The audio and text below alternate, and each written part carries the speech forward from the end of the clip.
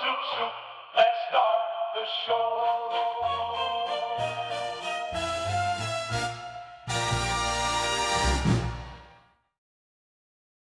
Welcome to the Neverdaily podcast. This is your hosting, Sam, and my friend from another abuela, Chase. See, Chase, how are you? I'm just trying to ramp back down. I got talking about Yeah, you got road some bicyclics. heavy soup on your lap. Would unburden yourself. What burdens your lap? Just bike dicks. Bicyclists who You got don't now. share the road. You need to explain that a little better because you can't just say bike dicks. Self-explanatory, but No, it's super not explanatory. but when you live on a very gorgeous stretch of road, mostly in the 101, Highway 101, you get a lot of people like, I want to ride my bike on that. Well, those lanes are really, really, really narrow. There's a lot of uphills, a lot of downhills, a lot of blind corners everywhere you go. And people can be like, well, how about you let the bicyclists enjoy their view and drive? There aren't any different roads. Like, that's the road. If I need to go anywhere north or south, I have to drive on that road. Right. And you'll be doing, 50 miles an hour on a blind corner. 13 miles an hour. Uphill, and there's just some bicyclist hugging the center line, because apparently they have to do that, doing 5 miles an hour. And you slam on your brakes and hope you don't get rear-ended by the person who's, 3 feet off your back bumper. And then that bicyclist is just like, share the road. And you're like, you have a shoulder. Use it. There's a problem in society that I spent a little time this weekend looking into. And one of the problems that I think, and it happens in societies at some point, what happens is people stop asking the questions because I've talked about it before, like, some kind of moral basis. Without a moral basis, what starts happening in society is that the people start to say, is it legal? And that becomes the basis for their actions. Is it legal? Yeah. And they find these cracks between the law, the law bricks, and they're like, is it legal? Yeah.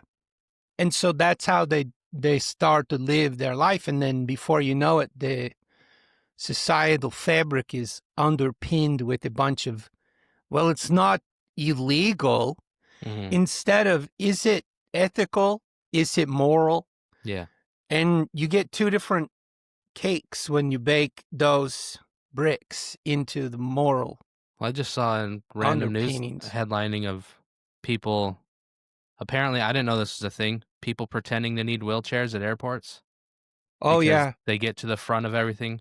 And so I saw a thing that said, like, there's some flights that literally have 100+ people saying they need a wheelchair, and then they'll get pushed onto the plane, and then as soon as they get to their destination, they're up and walking, like, yep. They have nothing wrong with them. I've been on several flights where this happens, and I hate to say it, but usually it's your Spirit Airlines quality people that are doing it. And there's just no other way to say it. They live, the rest of their life is entitled,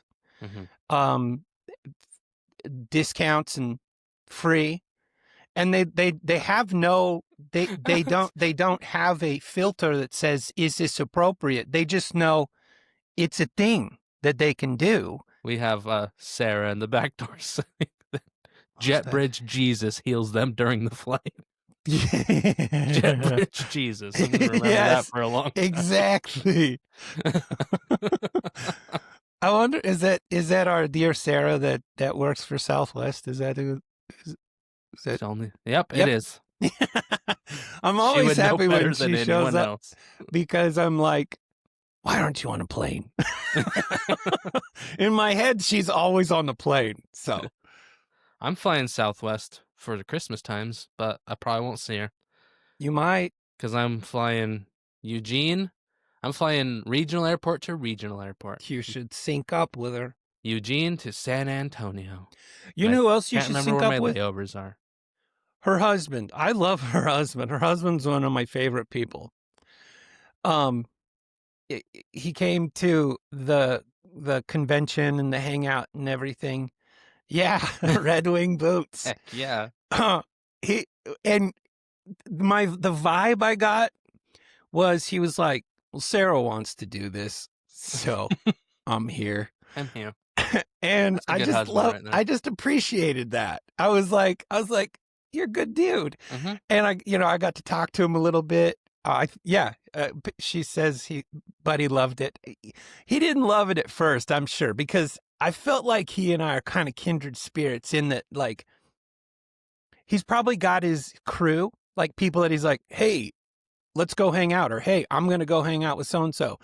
And I've got like a 2-people crew that's like that, right? Other than that, it's like the rest of my life is my wife wants to go to this, so I go. And I'm antisocial, but then I get there and I can survive it, and I enjoy, the time and whatever. I just felt like, I knew that was how he was. And I just, there were a handful of people there that were there with a spouse that really wanted to be there. And I don't know why I was drawn to them. I was like, hey, I love you without you knowing it. I do. And sometimes like, hey, I'm a normal dude just like you. And Yeah. I also go to things with my wife when I don't want to, but I do it because I love her. Sarah says he wanted to meet the people I always talk about, my quote unquote friends from the podcast. Yes, exactly. Yes. Oh man, it's fun. That's why I go to farmers markets. Let's put it that If you way. ever want to get depressed, though, I'll just doom scroll Sarah's Facebook page. It's like, I think the way that they wake up in the morning is they don't wake up. There's a director of photography that wakes them up and is like, "Hey, come on outside. We have to shoot we have to shoot more pictures of your family." They're like the most beautiful people. It's like, oh my gosh, you're kidding me. Stop sucking up all the beauty. Leave some for the rest of us. Yeah. I need all the help I can get. I wonder if that accent holds up with Janice on. Let me turn on Janice. Welcome to the party. Welcome to the party. I am your ASMR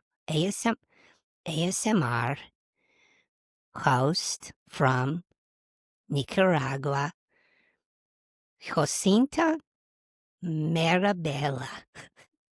That's way too. You need about 6 more names. Yeah. Plus, it was a little squirrely. It didn't. I don't know. I don't like it. It's okay. Well, actually, I have a couple funny things from This Is True that I wanted to share with you. Our friends. Our friends. Don't put them down like that. They're our friends.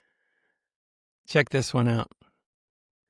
Officer Matthew Jackson was attending court by Zoom, which happens a lot anymore. So naturally, he was wearing his Detroit police uniform. Well, most of it. After Jackson was sworn in as a witness, Judge Sean B. Perkins of Michigan's 36th District Court looked at him and said, "You got some pants on, officer." Jackson adjusted his camera view and responded, "No, sir." Proceedings proceeded, but clips went viral.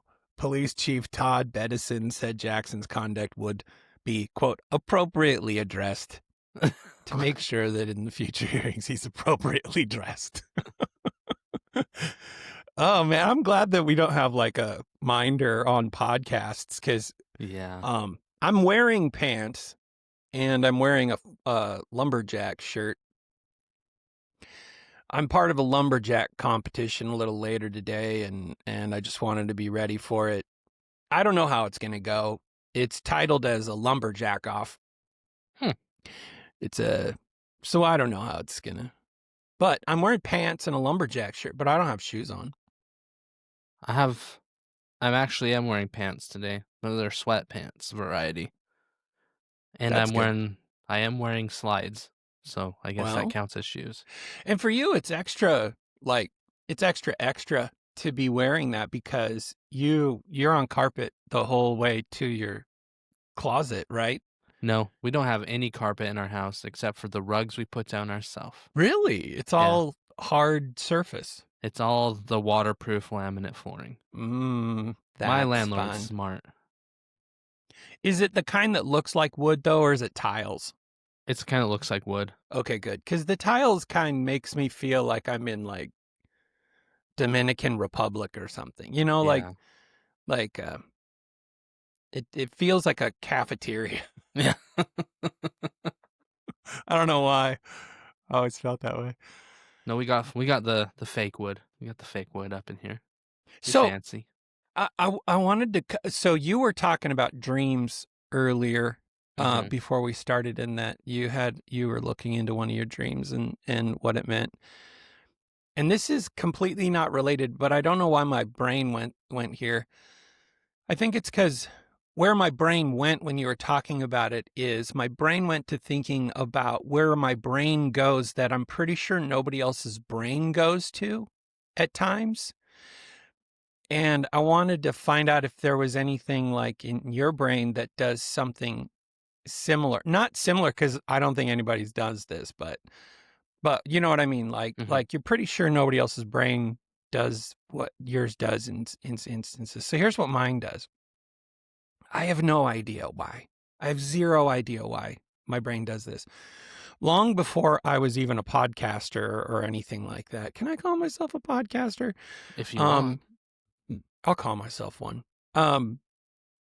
Anytime I drive down the road and I see a derelict shack or like a small warehouse, or my favorite are small buildings that are just made of cinder blocks. And I live near Nampa, Idaho, and Caldwell, Idaho, which they have a high Hispanic population.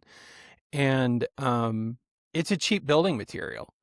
So there are houses that not only are cinder block, but they're painted like really bright colors, like pink or bright blue.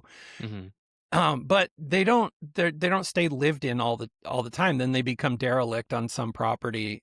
Whenever I see one, I want to own it for a really weird reason. I don't know why, but I love playing the electric guitar. But I don't play the electric guitar very much because I'm constantly thinking about how it sounds outside of my house. Oh, yeah. Because it can be loud. And I want to be so recluse when I play that I am totally attracted to like derelict buildings in the middle of nowhere. And that's literally the only, like, it's the reason. Like, I don't think, oh, I wish I owned that to go and paint or write a novel. I think, man, I want to own that so I can play guitar more. So I can play guitar as loud as I want and nobody can hear it. It's the weirdest, like, I do it all the time. I'll bet you money if I ended up like buying one, like somebody said, hey, yeah, no, what? You want to like rent my derelict cinder block building on my property? Okay, fine. Go there anytime you want. Yeah. Even if I owned one or rented one, I'd still see other ones and want those too. Like it's not something that can be quenched. I don't know why. Imagine the songs I could play in there. Also, like, I don't even think through all the things. Like, does it have power? Are there windows that aren't broken? No, probably super not. I don't know why my brain, but like, I'm 50 and my brain does this like 4-year-old, like, I want that building. I want it. I want that one. That one's mine. Yeah, That's it's so mine. weird. Does your brain do anything like that? Is there like an unreasonable kind of brain math your brain does on something? Yeah, I will. Any building I go into or any building I see, if I'm in the right mood, I just go, how would I change that if I lived there Like all the time? redesign or redecorate? Yeah, like, or I'll be in a room and go, if I had to live in this room forever, and it could be could be a grocery store or like a freezer, like a walk-in freezer. I'd put my bed over there. I would put my desk over there. Really? I'd paint it this color. And it's You not re just, it's just like, and it could be the most random. I've done it in like public bathrooms and I'm sitting there taking an extended break. I'm just like, if apocalypse had happened now and I had to live in this was the only place standing, how would I set this up to live in this room? really? Yeah, I do That's that all the fun. time. I don't know why, but I was like, yeah, I'd paint this. Oh, I'd put my vinyls over here. I'd put Did you this over do it? here Did you do it at my in-laws' house when we were out in in there the at screened-in sunroom? porch. Yeah, Yeah. yeah. Just like I put my bed over here. It'd get the least wet from the rain. I'd put this over here. Yeah, I do that. I don't know why. My brain just goes, I could live here right now. I think about that sometimes. That experience where you came over to my in-laws and we hung out they have a very well built screened in porch, and it's Mhm. like they've got like they can plastic up they have like plastic windows that they roll up and seal for Mhm. winter stuff. But I think about that sometimes, that we'll have full on like events or experiences in the screened in porch area. Yeah. And no one ever goes in the house. So I was like, I don't know if Chase or his wife ever went in the actual house. I think Nope. they We just just were were in in the the screen. screened in porch. Yeah, just in the screen porch. Right before the Easter egg hunt happened. Yeah. Oh, yeah, that's right. Another thing I do is I'm such a hoarder that I have no shame when it comes to dumpsters, or if I see something on the side of the road that my eye says, I think that's valuable, I'll stop. One time I remember, what happened? Why was I on the side of? Oh no, I was just driving down the road, Mm-hmm.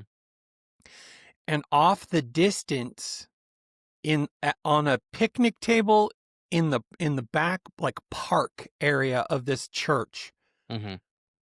off of the main drag. You drove the road to get to my in-laws, the main road into there off the highway. I saw a pair of hiking boots on the porch. I mean, on this picnic bench. I remember clearly, it was early on when Jack and I were first working together, and we were like 13-year-old girls. We would Mhm. be on FaceTime, I kid you not, 6 hours a day, like just straight FaceTime. And I remember I was on with them and I was like, hang on, I got to check. It might have been Marco Polo app at that point, but Mm-hmm.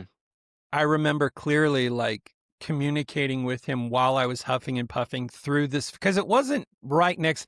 I had to walk all the way through the park to get to the picnic bench to see whether or not these boots were worth taking. They were Zamberlands, huh? They ended up being like a broke down pair of high techs, which, you know, the sole was cracked in half. That's why somebody left them. I was like, Oh, dang it. I'll just take the other one that's not cracked and see if I know any one-legged people who need hiking boots. yeah. Speaking of high techs, I just did a 911 on the Beast of Blood Mountain. Oh. That's the name he gave himself, but he was a serial killer in the national forests. Oh, okay. Yeah, and he wore a pair of high-tech boots. But I also released, get this, a 4-hour interrogation of him.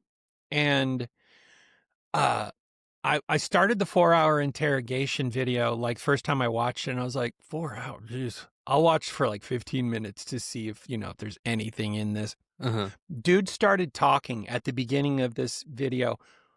4 hours later, it gets done. And I realized, it's like someone tore the chapter header pages out of Gone with the Wind. So it's just like one giant run-on sentence. He talked for 4 straight hours as if these 2 police officers and investigators were interested in what he was saying. You've never heard 4 hours of talking that both didn't matter and were wildly interesting, because you're just watching this, like it's like a zoo. You're watching this man talk for, he's so important in his head. Mm-hmm. It was unbelievable. It was unbelievable. When I did my missionary service, Yeah. there was a guy I lived with, and we were unluckily in just a 2-man apartment, which means there were no other missionaries in that apartment with us. Like a lot of times there'll be like 4 missionaries in an apartment. Yeah. Or more, 6, it just depends. But we were just in one of the infamous, just me and him in this apartment. And he loved himself too much, and he loved his sound of his own voice too much. So there's one day where I was just gonna say, I just was like, I wonder if I can go all day without saying a word, if he'll even notice. Oh. Like, and we're talking about, we're teaching lessons, right? Like, and I literally did not say a word the entire day. He didn't notice. He just filled all the time with his own words. Like, he wouldn't, like, when we were walking around, he was just talking and talking and talking and talking and talking and talking and talking, and I was just walking, just didn't say a single word Nothing. all day, and he didn't even notice. He literally had no idea. He just kept talking and talking and talking and talking and talking and talking and talking and talking, and he just wouldn't ever stop. Like, he was carrying on full conversations with just himself. It's And I'm just like, unbelievable. cool. I worry sometimes if I can read the room well enough to stop talking. Like, sometimes I feel like I'm that way. And I get really self-conscious because I know I talk a lot, and I'll kind of tear the chapters out of my verbal conversation, and it'll just be like one run on. But I want to say I can read the room well enough where I can see like people's faces and be like, are they bored, or do I still have their attention? Well, but that's the thing, is you realize that you do it, because there's times you're just like, I'm talking too much. Oh, Or there's some people who are just like, they just don't stop talking and they just keep going, and there's no, I'm talking too much, or tell me about you. I feel like I've talked for, like, the fact that you even realize that you talk too much sometimes means Here's when that I it's not think I that big a say deal. that. Like, I recall saying that quite a bit, especially on the podcast. But I fear that I say, I'm talking too much. Kind of like someone who just finished a whole bottle of Jack Daniels says, I drank too much. Like, it's too late, you know? It's like, no, yeah, you did. You did, buddy. You talked too much. Yeah, Like, but I feel some that. people, they just drink that whole bottle and they don't think they drank too much, and then they grab the next one, and then they wake up like 16 hours later and want to die. Have you ever, do you know anybody who's an oh really person? An oh really person is someone who they talk and talk and talk, and because it's just the way our parlance works in our English speaking, if you told me something, whether I gave a crap about it or not, I would go, oh yeah, oh really, right? Yeah. Have you ever known an oh really person though, who the oh really person takes that as an invitation to continue the story? Yes. And then you realize that like 4 oh reallys in, you're like, oh no, they think that's a sign to I'm interested, and then you don't know what to say next. Like, you don't know how to, I Yes. do have a way to stop somebody though. Do you want to? Yes. So start talking. It's not like I made this trick up, but start telling me a story. Start telling me about your dream, actually. So in my dream, started out, I was in this old house, and it was just like a creepy rundown house. But as I kept moving through the house, it turned into like a store, but it was like a specialty Christmas store. And It was really weird. Like for some reason I knew it was an old guy and he sold presents at a good price to help people. And that's why it was kind of run down, because he put all his money into keeping prices low and not in upkeep of his store. Right. And then I just kept, and I was like lost, and I was like, oh, this is part of his house. Yeah, I was in the store, but this is part of his house, and I shouldn't be in this part because this is where he lives. I should be in the store part. And I was like freaking out trying to get there, but I couldn't get there. Couldn't get there because you were in the store part of his house. I was in the house part of his store. Yeah. And then I was just moving along, and then there's a part where I was climbing over banisters because I knew I had to get like 3 levels down, and I was lowering myself down over these like banisters in the house. It was the weird thing. And then all of a sudden it turned into like high tech everything, and there was like moving sidewalks and stuff, but it was like not like the airport moving sidewalk. It was just like it would move you all different directions, and you were just standing there. Like it was like a bunch of micro rollers. You're climbing over banisters, meaning there's stairs there, but you're climbing over the banister instead of. I couldn't get to the stairs; they were blocked. Yeah. I was going to try to stop you from talking with my technique, but I'm really actually very interested in this weird dream you're having. So, okay, so you're in a Santa gift man's half house, half store. Yes. You start in the upper tiers. You realize you should be in the store part, but you're in his house. Yes. And you start realizing that there's multiple stories that go down, like I'm guessing into the earth. And so you are descending askance of blocked stairs by hurdling banisters. And then you get so far down that you're in a conveyor belt land. Yeah, but it's kind of like Disneyland. Like there's like not it, like what's like Disneyland, downtown... like Fun Disneyland, or It's a Small World. I'm on a boat and there's a bunch of creepy automatons around. No, it was more like downtown Disney, like the shopping district outside where there's stores everywhere, cobblestone street. Yeah, but it's themed, but it was like super high tech, and there's like band signs everywhere, and then like you could just think about moving, and it would like the sidewalk would take you there. Wow. Like, and it didn't matter any direction. And then I was like, I need to go somewhere. I'm here by myself. I need to find, why am I here by myself? And so I'm going around, and then some people just started bullying me for no reason. And I was just like, what? You don't even know me. Why are you doing this? Like, why are you making fun of me? I'm just a normal human being. So suddenly you're a podcaster. Yeah. Suddenly I'm a podcaster. And then all of a sudden, like my hat was gone. And I was like, that was one of my favorite hats. But I left it at the dude's house. How do I get back there? And I was trying to get back there, but I couldn't.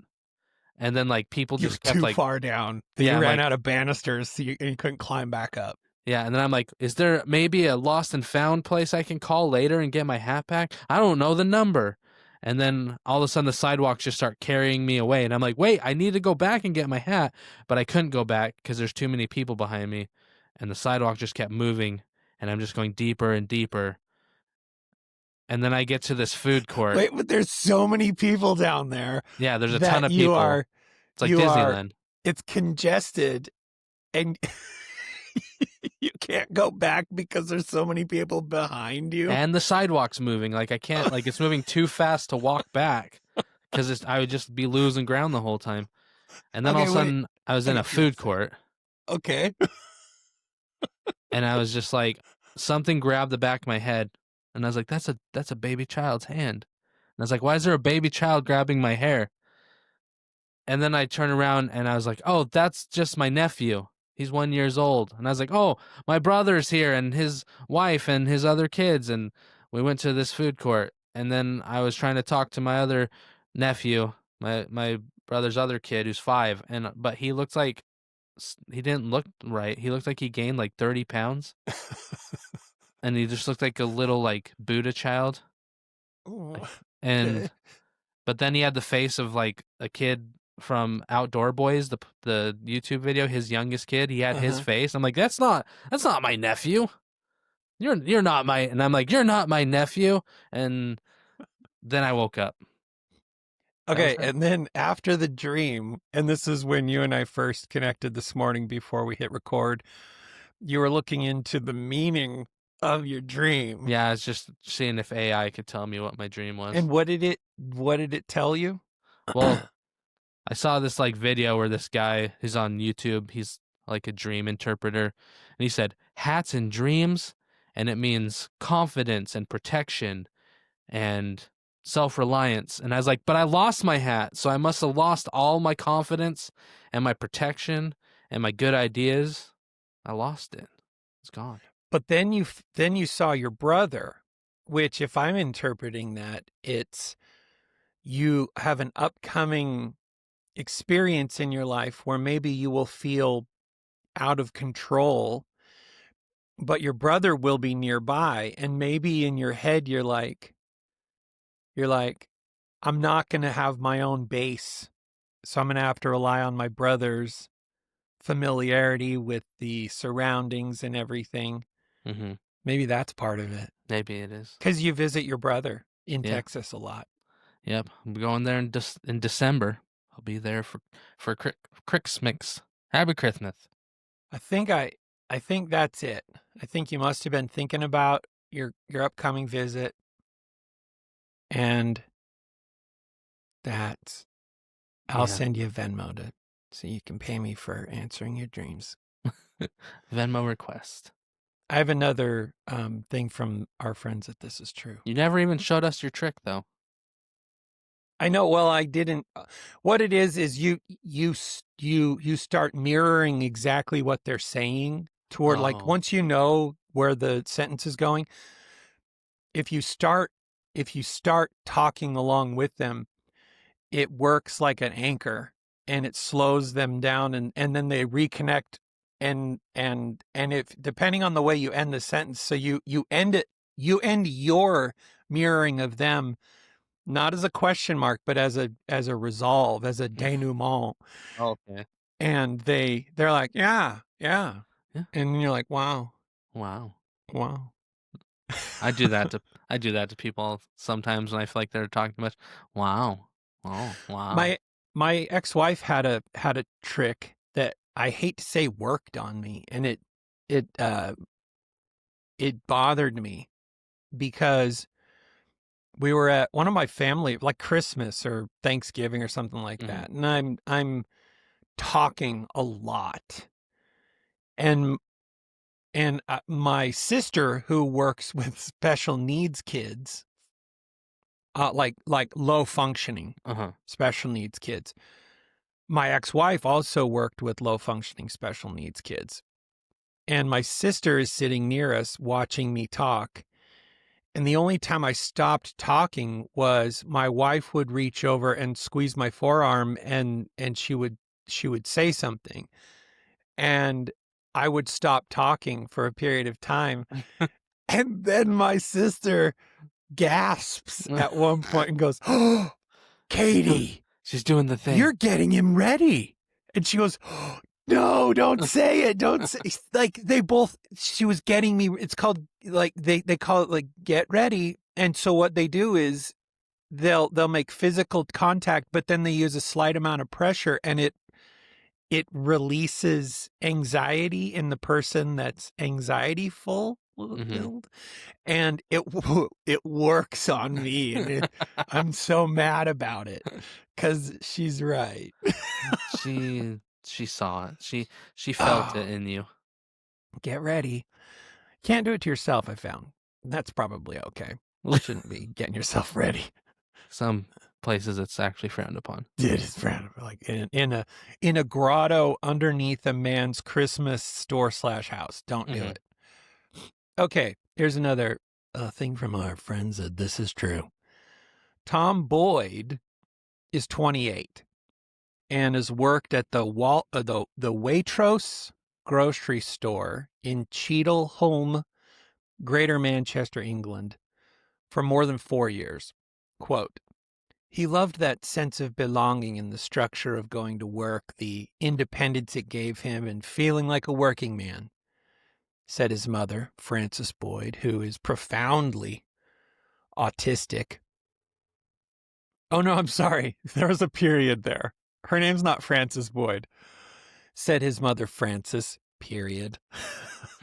Boyd, who is profoundly who is profoundly autistic, wasn't being paid for his work. And his mother suggested the company pay him something. Management was dismissive and cold.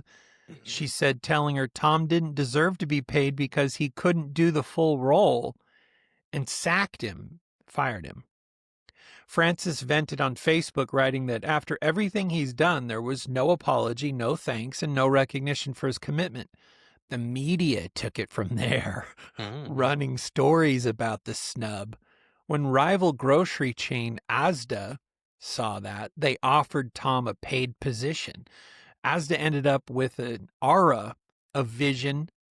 What? Asda ended up with an aura of vision and humanity, leaving Waitrose to sputter that when they bring in the challenged folks, it, quote, always with good intentions and to help people gain experience.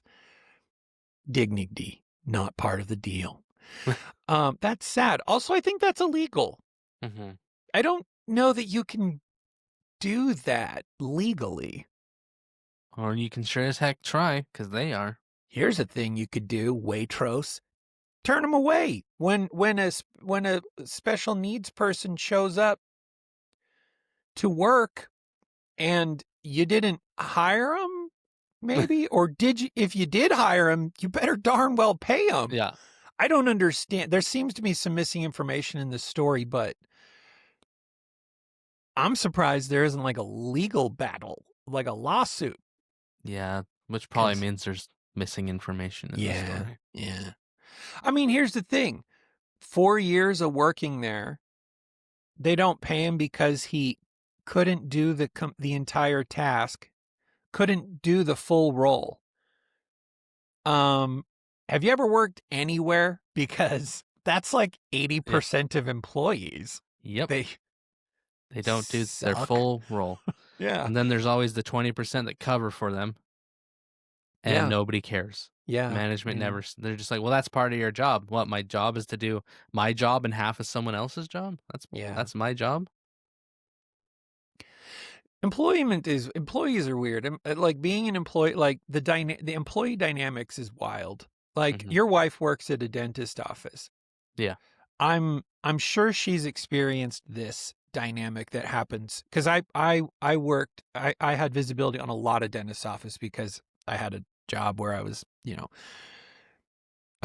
brand manager for this creative director for this dental consulting firm that helped dentists sell their practices. So I was always in these dentist offices.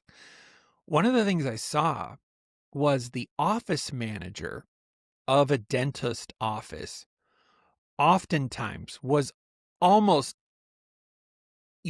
unstandable. What is that word I'm looking for? Detestable. Detestable. Yes. Like almost no one could work around them. Mm-hmm. And it always kind of flustered. I was always like, why are all these like terrible hose beasts work as the office managers at these dentist office? And I remember the guy I worked for, he was the glue between the merger and acquisition of dentist office. So you kind of had to play this ambassador political middle ground fudgy role. Mm-hmm. And he said, well, you're seeing the employee side of it, where everyone hates the office manager because they all work under the office manager. Mm-hmm. But what you're not seeing is the dentist sees that this office manager gets a massive amount of stuff done. Yeah. Everyone hates working for them, but from an operational standpoint, they are golden child. And so the dentist would never fathom getting rid of them because the dentist is like, well, I don't want her to be friends with everybody. I want her to get stuff done. Because I don't know if people know this, but dentist office are quote unquote run by the dentist, but should never be run by a dentist. Yeah. If that makes sense. They have zero operational business acumen. Yeah. And that's fine because you want them to clean your teeth, not know how the coding system works. Yeah. Necessarily. It made a lot of sense to me. And then I kind of changed my view of employees when I'd work at other places in the dynamic, and I'd be like, man, that person I just can't stand. And then I was like, why are they still here? Oh, because the manager sees that they get things done. Yeah, and a lot of times, and one thing, so my wife's worked in the dental field for 15 years plus years, and so many people will come in when they have an emergency, get the work done, and then like, can I get on a payment plan? And then it's like, okay, and then they never pay. Like that's just very that Oh, is a yeah. very common thing of just Yeah. people like just like, oh, can I get a payment plan? Yep, and then they never ever pay, and Yeah. then they What are get you going sent to a do? so those office managers, they're like they treat the other people like that, like they're bulldogs and go and get that money. Yep. You know what I mean? Like that's part of their job is literally getting that money, getting paid. And so, yeah, like you have to have a certain personality to basically be like, bitch, better have my money. Yeah. Like, yeah, that takes a certain type of personality. Yeah. It's really true. It's really true. There are so many like kind of unique nuances with employees. Yeah. I think I'd have a hard time if I knew that I had a manager level or even an employee where everybody's like, yeah, I don't really like them. If everyone was like that, I'd be like, well, maybe I should. I don't know. Yeah, the I don't know. dental games. My dad actually had a friend in Arizona who drove heavy equipment, and he'd been doing it for like 20 years. And one day, I don't even know why, but my dad was just like, "Oh yeah, he's a dentist." And I'm like, "What?" I'm like, "He drives a backhoe." And he's like, "Yeah, he was a dentist. He went to dental school. He had his own practice for 6 years. Just hated it. Just and the problem was is he was too nice. So he wasn't actually sending people to collections. Yeah. He wasn't ever trying to get his It'll money. ruin So them. he lost he went, he lost everything, like Yep. because he was too nice. He couldn't, and he didn't hide, and he didn't have that person that was just a bulldog that went out and got the money and took care of the problems, because he was just like, oh, don't worry about it, don't worry about it, don't worry about it. So yeah, he's just like, screw, I'm just gonna drive a backhoe. I'm done with this. Yeah. You've got three. I don't know. There's probably more, but 3 tiers of patrons at a dentist office. You've got insurance payers, cash payers, and Medicaid and Yeah. Medicare. And the billing for Medicaid and Medicare, absolute nightmare. Mm-hmm. It'll undo a practice. Yeah. I watched this it was wild. I watched this video, this gal in a hospital. Because they can. We can't. You and I can't just call up an insurance company and get a quote. Mm-hmm. You and I just can't call up a MRI facility and get a quote or dicker. But this lady calls and she's like, I think it was a referral. So she works in a hospital. She's referring out for this MRI, right? And it's like multiple videos, multiple cuts where she's calling different MRI facilities. Oh, I think I saw that one. Have you seen? It's unbelievable because she's like, okay, so I'm sending someone over. So what's the insurance price for that? And they'd be like, it's $1,700. Mm-hmm. And she goes, okay, and what's the cash pay? And without blinking, I think the cheapest one, they're like, okay, and cash pay for that's $324. Yeah, $320 some. Like, and she's like, wait, what? Yeah. Like she was like pulled back because it was literally went from like $1,600 to $350. Unbelievable. Just if they paid that day in cash. And what was really wild about it is she called like 5 places in the video, and each one had this massive disparity between the insurance price and the cash payer price, which tells you that all this hum and buzz about what insurance companies are doing to ruin our healthcare is 100% true. Mm-hmm. Because the reason we can't pay for healthcare, the reason that our insurance premiums are so high, is because hospitals are being charged so much for, by the insurance company, or Yeah. that the service bureaus can charge so much to the insurance company, whereas a cash payer is so low. But what's funny is I watched like 4 of them went through, and there was this massive gap, right? Mm-hmm. A couple $100 versus $1,000 plus from cash to insurance. Yeah. But the one that made me the most mad after knowing all that was there was one that was like, it's $1,200. Okay, so that's the insurance price. What's the cash payer price? $1,200. $1,200. And I was like, how dare you? Yeah. I mean, it was probably the most honest of all of them. It's like, hey, well, we're not going to mess around. It's the same price whether you're but Yeah. but it also wasn't super low. So I was like, how dare you? You are ripping people off. Oh man. Trump just said recently, he's like, all the money that, and I don't like, he says some things and I'm like, that's like a wizard couldn't make that happen. The other day he was like, I want the money that would normally go to insurance companies to go directly to people's pockets now instead, so that they can pay for their health care. And I'm like, I get it, because like that video and then other realities that we're discovering shows that between those and PBRs and Mm-hmm. other groups that are just stifling insurance, or the costs. But I don't know how you fix it. It's Well, I saw messy. somewhere someone was talking about the government once tried to like audit the insurance and hospitals, and they spent like 2 days and found something like $8 billion in fraud. And literally scraping, they're like, that's just literally scraping the surface, Yeah, like the absolute surface. $8 billion in fraud, and not even trying to look for it yet. So right. imagine when you start getting deeper down into it, like we're probably talking like trillions of dollars in fraud happening, and nobody cares Yeah, because the people who should be doing it, should be investigating it, are getting a kickback to not right. investigate it. I'm typing quickly because I wanted to get an answer on this.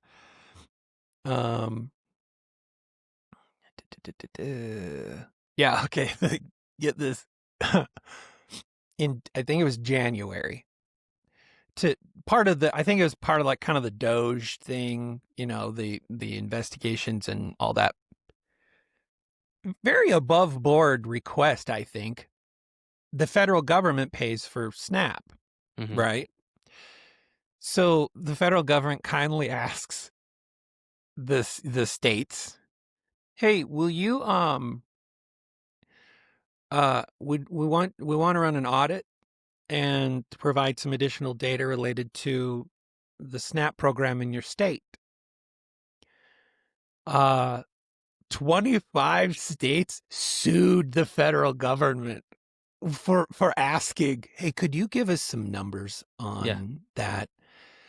Here's what's crazy. 25 sued, were reluctant to do so. Actually, I think the number of states that sued was 25. Mm-hmm. The number that refused to submit the data was a little less than 25. I can't remember, because I think the number was 32 did provide their data. And it's bananas how many dead people were getting dead people and people getting double SNAP on the same name, same address. And those are from the states that gave the data. Yeah.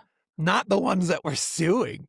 I'm working on a case right now, a true crime case about a guy who was murdering people for their IDs so that he could collect their Social Security and food Benefits. stamps.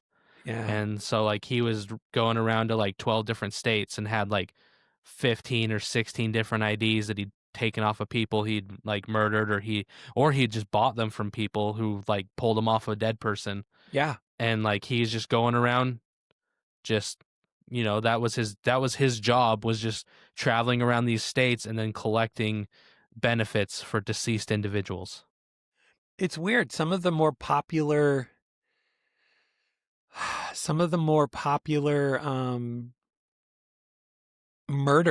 murderers Mhm.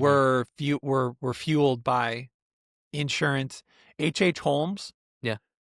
Chicago, you know, that was all Mrs. Gunnis. Belganess. Yeah, Yep. she's same deal. That's another like that. Those are extreme cases, but that's another reason insurance costs so much is Yeah. because of fraud. You Mhm. know, uh, I don't know.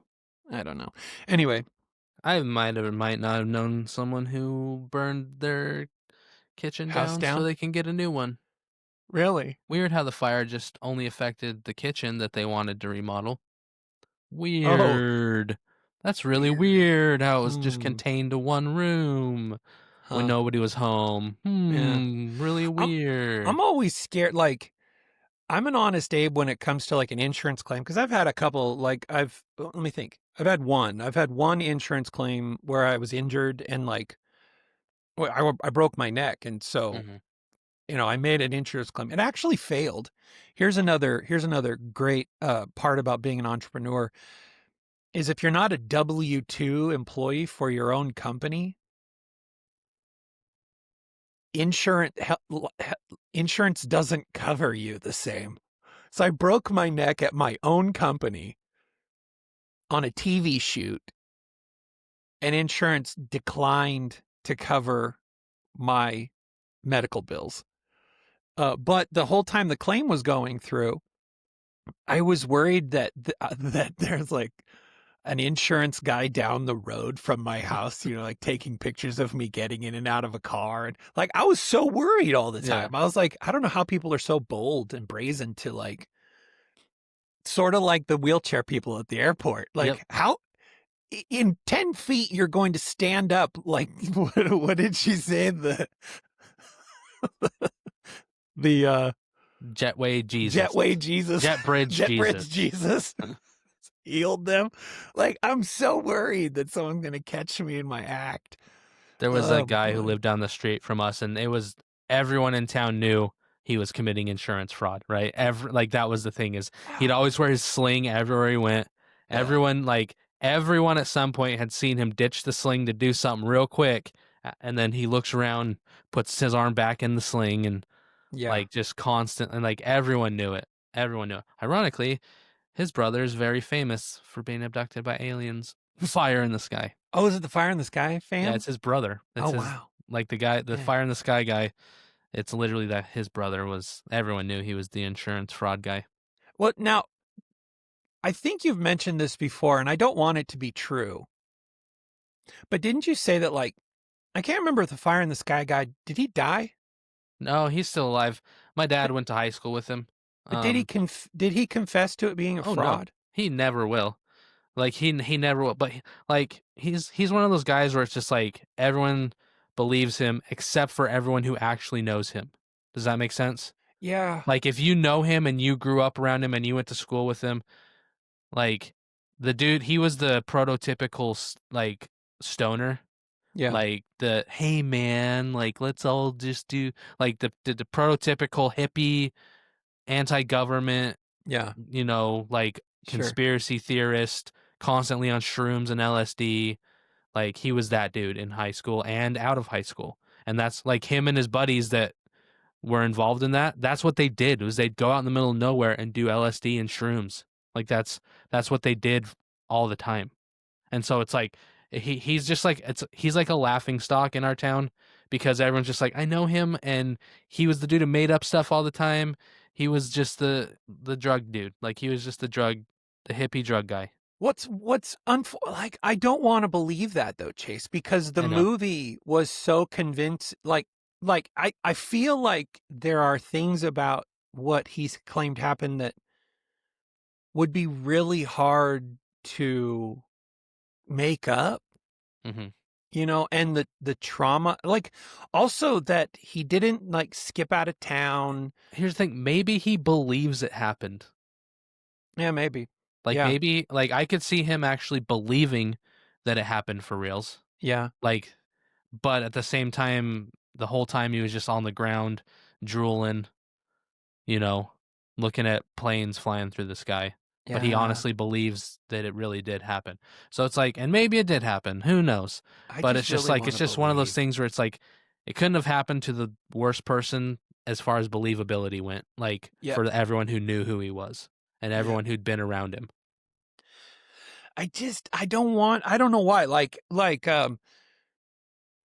Betty and Barney Hill Mhm. and their abduction. And there's been some voracious effort to debunk them now. And for the longest time, like, I was just like, have you seen listened to the hypnosis sessions? Yeah. I don't know how you fake that or how, and the debunkers are like, oh, well, this is how it happens. This is how they do it. And I'm like, I don't want to believe that. Like I've always had this belief that hypnosis was sort of a true, it passed the litmus test on your brain deceiving you.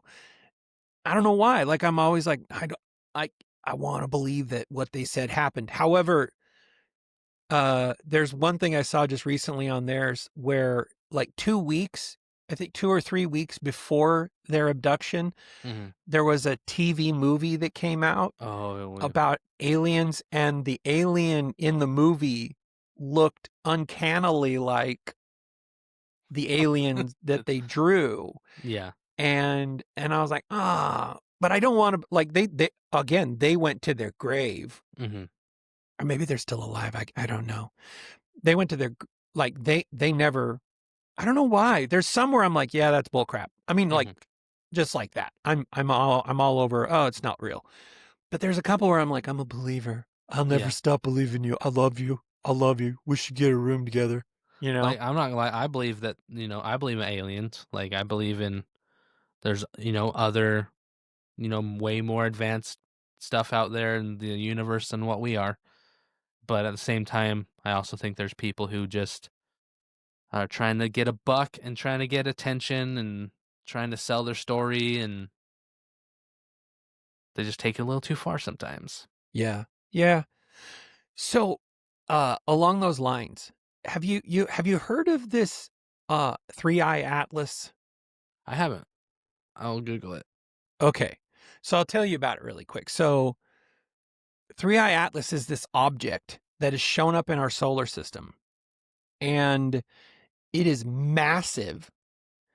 It it it has very few attributes that are commonplace with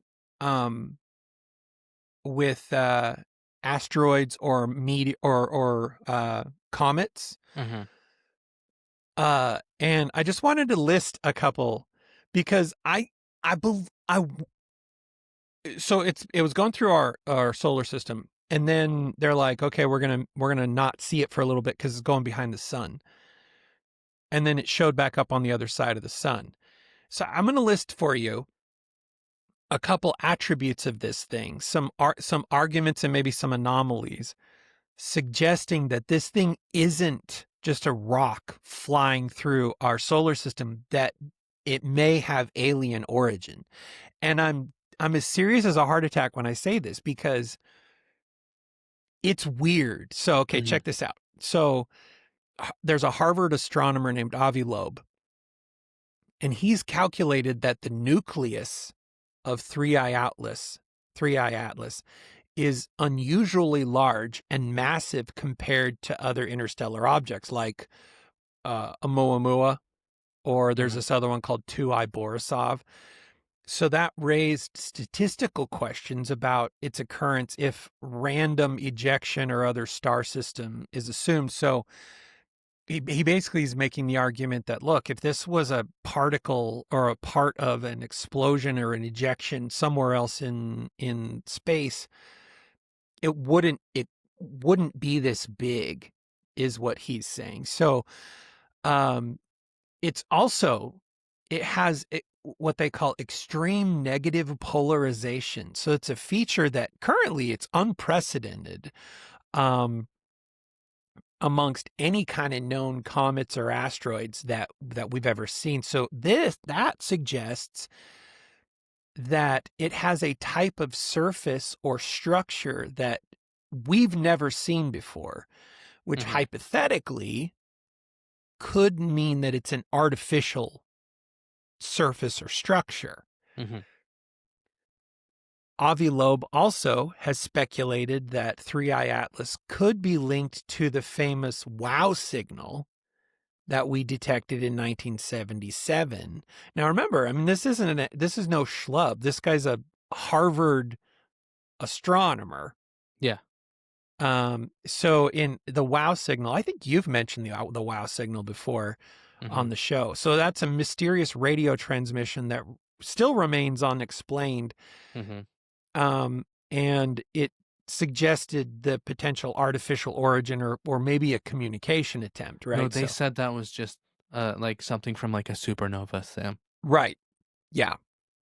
Right. So again, there's nothing that's like definitive yet, but okay, check this out. So 3I Atlas has exhibited a blue color at perihelion, which is the closest approach to the sun. Okay. So perihelion is that as close as it's going to get to the sun, that it has a blue color to it, which that's really unusual since interstellar dust and cometary surfaces, they typically appear redder than the sun. So they say that could indicate that it's got an unknown type of surface material or some energy source that's not a natural process. Because what people should remember is comets, especially comets, but other objects, rocky objects and ice-based objects like comets, when they're out in space and they're exposed to the sun, it's melting off the surface. And so there's this diffusion off of it. And that's why you get Halley's Comet like tail, because it's all of the ejecta from the surface of the object. And that ejecta has a certain color to it in the color spectrum. And because of the color spectrum, we can tell what it's made of, right? So, but 3I Atlas has none of those attributes. And then there's also its light profile, which is kind of similar. So some satellite observations have shown that 3I Atlas's light curve or its brightness profile is similar to inactive bodies rather than an active comet. So again, like a comet that's sizzling off its surface. So an inactive body would be like a satellite or some spacecraft that we huck into space. That would be an inactive body. So that conflicts with other signs of, like I said, outgassing or water vapor that happens off these natural objects. 3I Atlas isn't doing that. Also, this one creeps me out. Like when you're out in space and you're floating through space and you're just floating, you are at the mercy of every gravitational force out there. And it might seem like space is vast, but remember, like Pluto, which is a ridiculously far distance, is kept in orbit because of the sun's gravity. So when there's no atmosphere and it's just a vacuum, gravity has a really long reach. And so when you're an object that, even if you were hurtled from some other explosion somewhere else in the galaxy, or the universe, you're going to be tugged and pushed and pulled by gravitational forces of everything that you pass as you go along your trajectory based on whatever ejected you originally. 3I Atlas is making weird moves. So if 3I Atlas were to make sudden path changes or demonstrate kind of non-gravitational acceleration unexplainable by like a cometary outgassing, because sometimes when the gas bursts off of a comet, that gas burst can act a little bit like an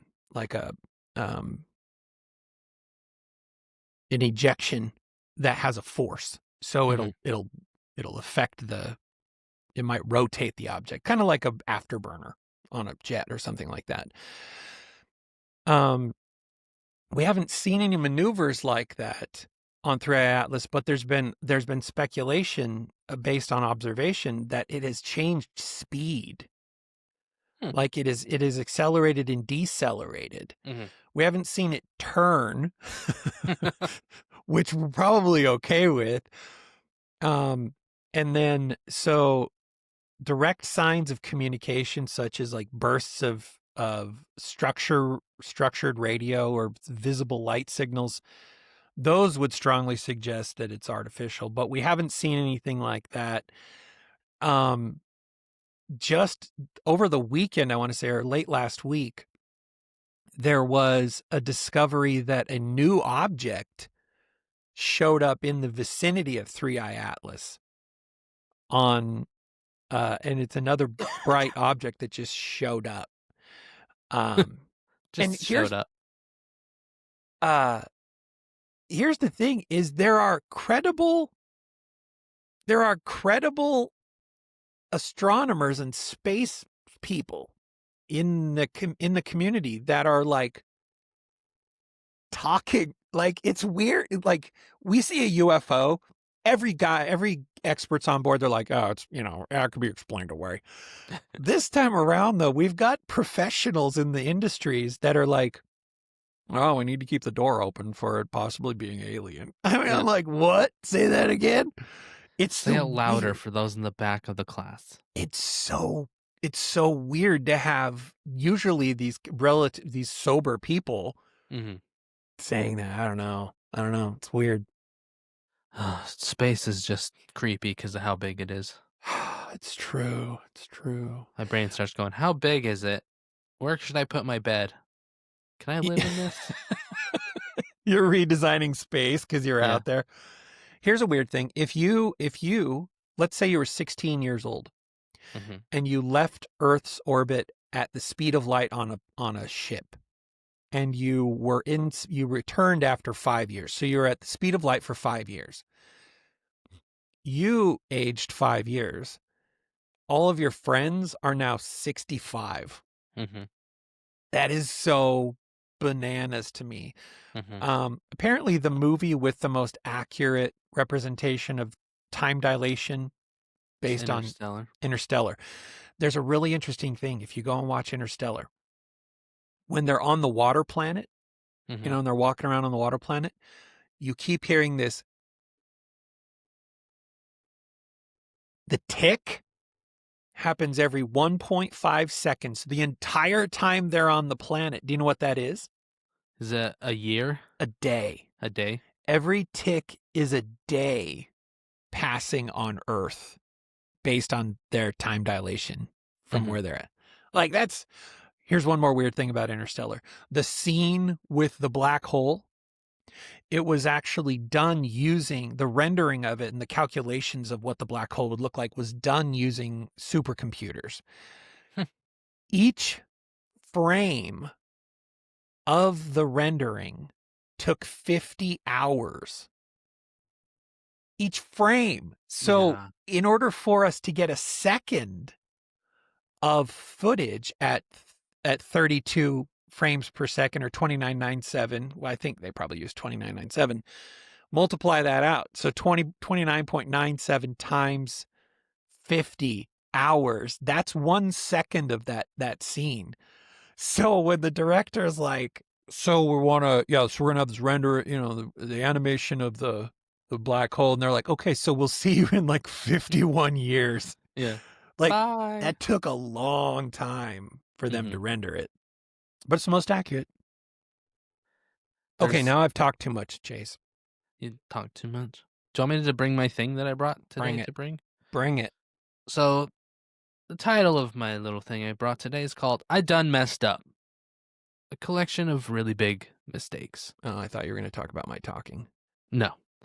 So accidents happen. It's just part of life. We all have little accidents, and some of us have much larger accidents. We all mess up. That's what makes us humans. But some mistakes are so stupid that they get written down and talked about on podcasts, and then we laugh about them because we're trying not to cry about it. Some of these mistakes are pretty bad. So here's some stories about people who really, really messed up. And these aren't your everyday, oops, I forgot to take the trash out. This is like hundreds of thousands of dollars mistakes just from a little tiny mistakes. This is, I got arrested on accident, or I accidentally discovered government secrets. Oops. Oops. So have you ever had one of those moments where you realize you messed up so bad that you just had to step back and go, well, this is my life now? Yeah. Yeah, I have. How many? How many of those? I kind of feel like I'm in one. I do. I've never, I could talk a lot about that. But yes, no, I know exactly what you're talking about. So first, we're going to start with everyone's favorite company, Microsoft. Okay. Have you ever heard of the Windows Insider program? I don't think so. So this is where they would let tech nerds, nerd dudes, test out new stuff. So these are people outside of Microsoft. It's like beta testing. Okay. Like it was like a version of beta testing that Microsoft used to do. Okay. So it's like being a taste tester, but for computer software. All right. So 2017, these insider folks, they get a little bit more than what they probably thought they were going to get. So Microsoft released this update, build number, so that's like the update, Right. 16212. And just so it was not a good thing. So these people, these beta testers, they downloaded this and did their little, update. They did the little wheel circle thing, and is updating and everything.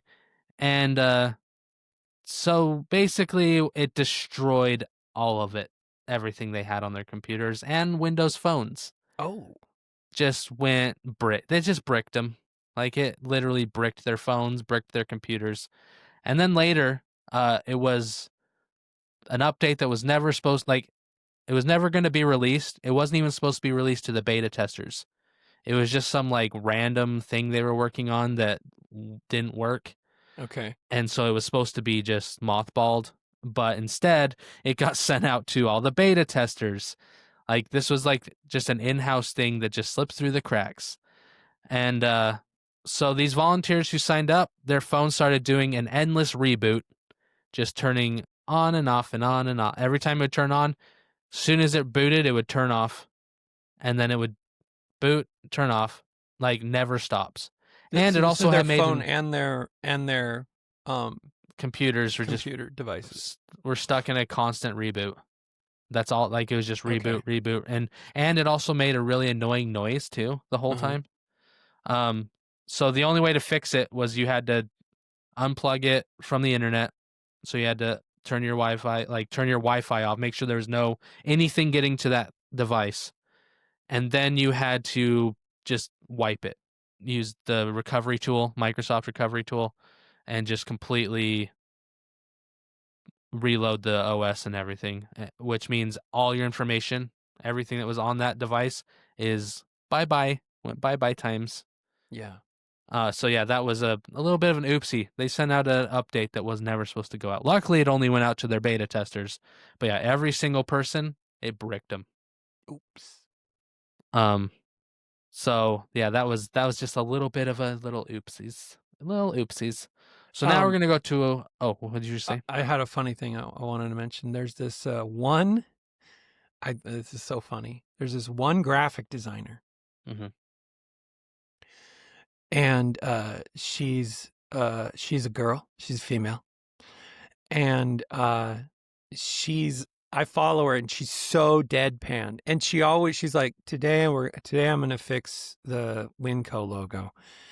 And then she ruins it. So like she's a really good graphic designer, but she's made her like her online living from making hilarious mess ups.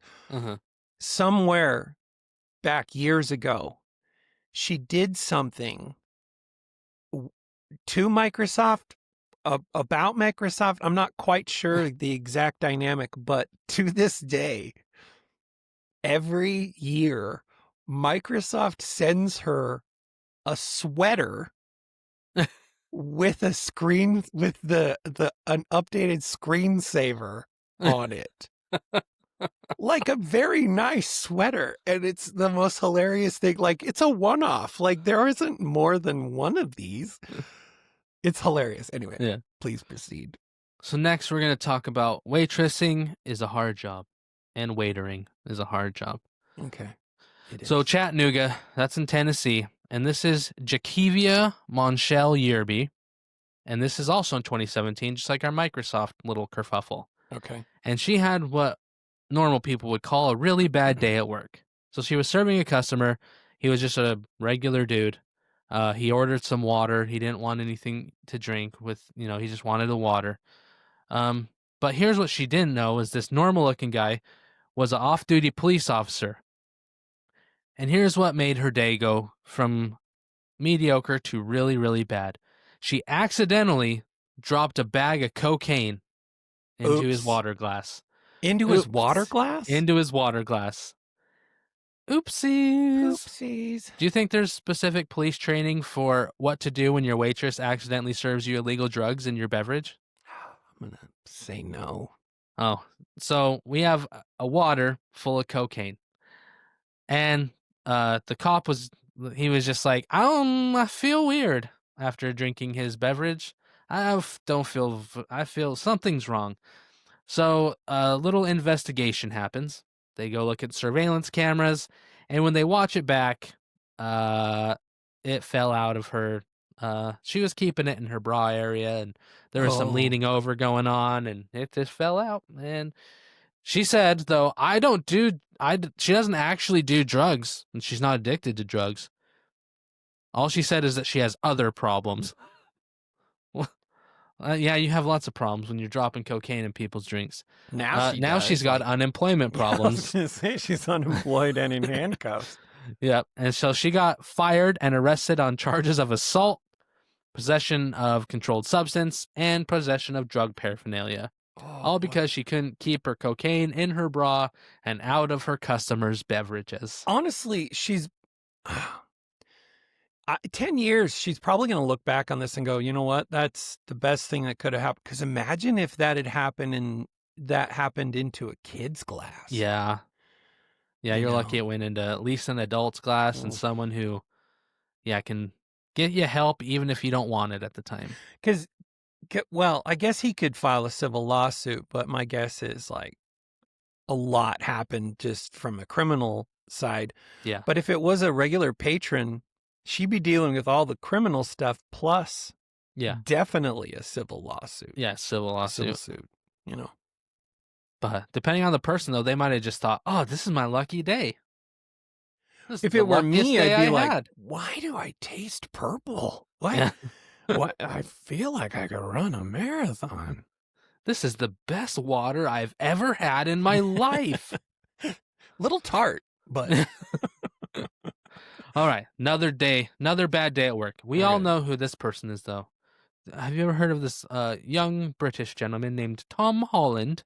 Yeah. A.k.a. a Spider-Man.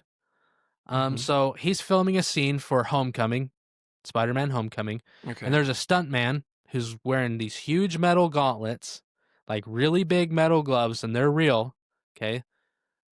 So the scene called for the stuntman to throw a punch, and Tom, who does a lot of his own stunt work, he was supposed to dodge it, right? So the choreographed fight scene, right? You know the punch is coming, so you can duck because you know it's coming, right? Right. Well, Tom's got his spider mask on, and apparently the peripheral vision in that thing sucks. So he couldn't see anything coming in from the sides. Okay. So the stuntman winds up with this giant metal fist and decks him right in the side of the head. Oh. So much for his spidey senses. So at first, while he's dazed, Tom was mad. He was hurt. He said, "This is your fault." Which, he got punched in the head by a guy wearing metal gloves. But then he realized it was his own fault because it was choreographed. And he was supposed to do something that he didn't do. And so he's like, you know what? We're kind of all at fault here. And so but then later they showed him the clip and he's like, actually, that looks really good. And they're like, yeah, because it's real. Like, you really got hit. Yeah. And so he's like, you know what? That needs to go in the movie no matter what. Like, you need to make it work because that hurt a lot. and I paid for it, and it looks really good because it is really real. And so yeah, they're like, we'll use that one. We'll use that cut. So yeah, that's a bad day at work. Get punched in the face with metal gloves. Just big old monster metal boxing gloves. Can I interject a bad day just really Yeah. quick? We might have all heard of this. You heard about did you hear about the Louvre getting robbed, right? Yep. Guess what the Louvre was using as their password for 1, 2, 3. Password. And That sounds- Louvre. Like the least secure passwords in the world. Yeah. Why? Why would you? So dumb. And, yeah, especially when you're in charge of maintaining the safety of, priceless objects that are literally priceless. Yeah. Yeah. All right, let's talk about banking now. Okay. So you know how when you're sometimes making cookies, sometimes they don't turn out exactly like the picture on the box? Yeah. Well, this mom somewhere was making cookies. This is not banking, this is baking. I can't read. This mom was making cookies for her 1-year-old's birthday party, and she wanted to make cookies shaped like the number 1 because, her kid's turning 1 years old. Simple enough, right? Well, apparently it was hard for her because these cookies came out of the oven looking not like a number 1, but they looked like something you definitely don't give to children at a children's birthday party. We're talking about Frosted anatomical looking things, and not just regular, like doesn't look like a finger. We're talking about other things that would make grown adults blush. Have you ever been around someone so innocent that they just can't see the obvious sometimes? Hi, Chase. Yeah, How are it's me. you? Hi, my name's Chase. And it's been 24 hours since I was too innocent and missed something very obvious. So this lady's husband goes, I don't think they came out the way you were intending, which is an understatement. You can find these posted online. I was going to bring it. I forgot. And the internet, it went viral. Cause yeah, she didn't even realize it. She took pictures of it, posted it on the internet. Like, look at these cookies I made that look like number 1. And so now that kid is gonna, when he gets older, he's gonna be able to go Google that and see, these are the cookies my mom made for my birthday. Yeah. So to you, what's the appropriate response when your spouse presents you with a tray of phallic cookies and asks if you think they're ready for the party?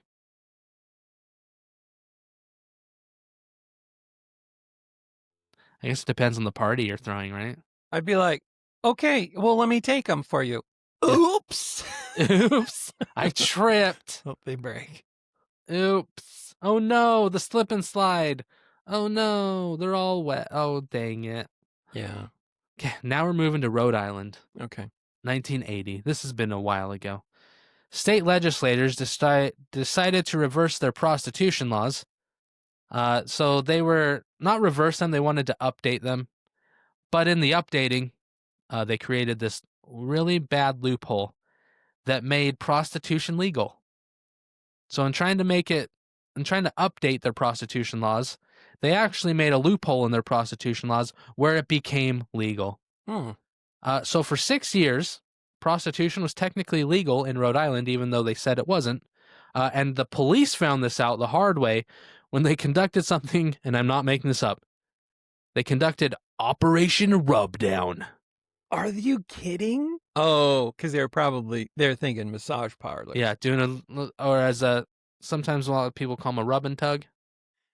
Yeah. So Operation Rubdown. Oh my God. So they do this whole sting operation. They arrest a bunch of people and then discover they couldn't actually charge anybody because technically it wasn't illegal according to how the law was written. Yeah. Right. And so like, yeah, it was illegal, but loopholes, and it was an accidental loophole, or maybe it wasn't an accidental loophole. But 6 years later, they reversed it and they fixed it. So now prostitution is illegal in Rhode Island, but it wasn't from 1980 to somewhere in the 80s. I don't know if that was the beginning or the end of when they fixed it in 1980. Somewhere around there was 6 years of legal prostitution in Rhode Island. That's kind of what I'm talking about. It's like is it legal? You know, where people find loopholes and oh no. Yeah.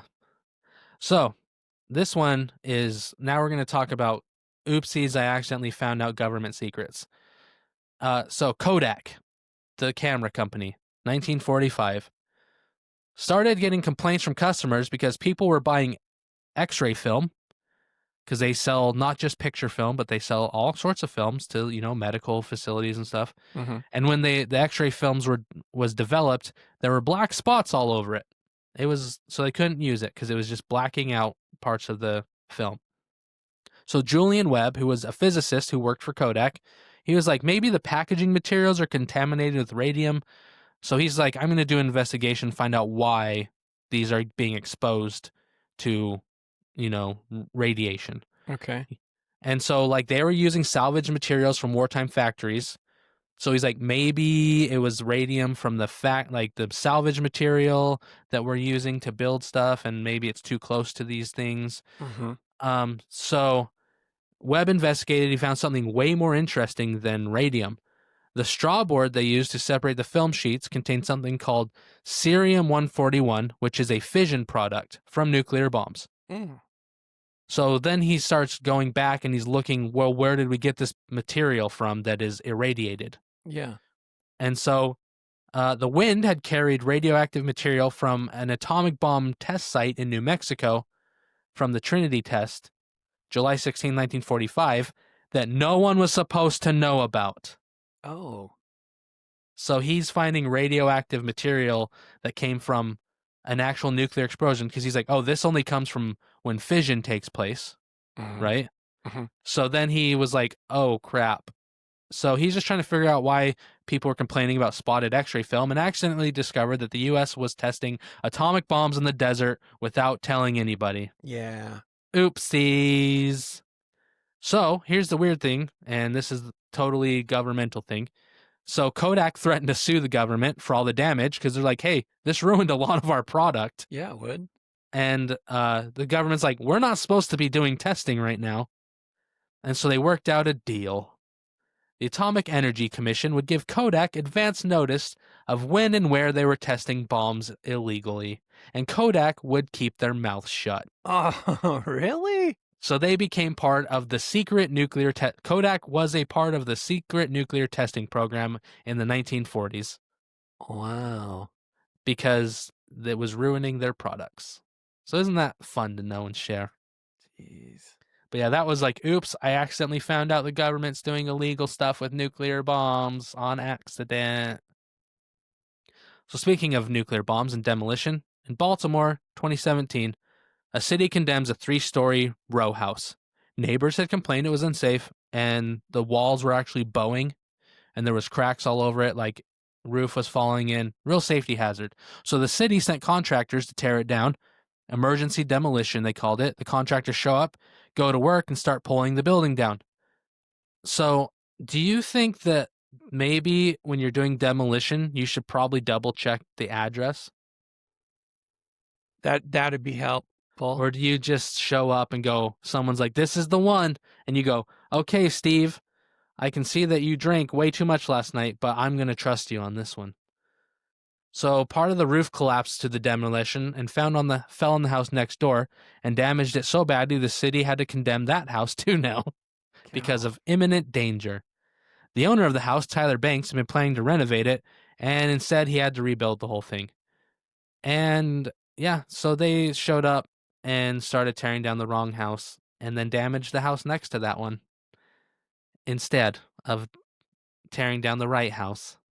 You ever seen one of those videos of the contractor where the video just starts with them breaking like an entire deck because the person that purchased it was being reluctant to pay after the work is done? Yep. And that's totally illegal because legally the contractor still owns those supplies.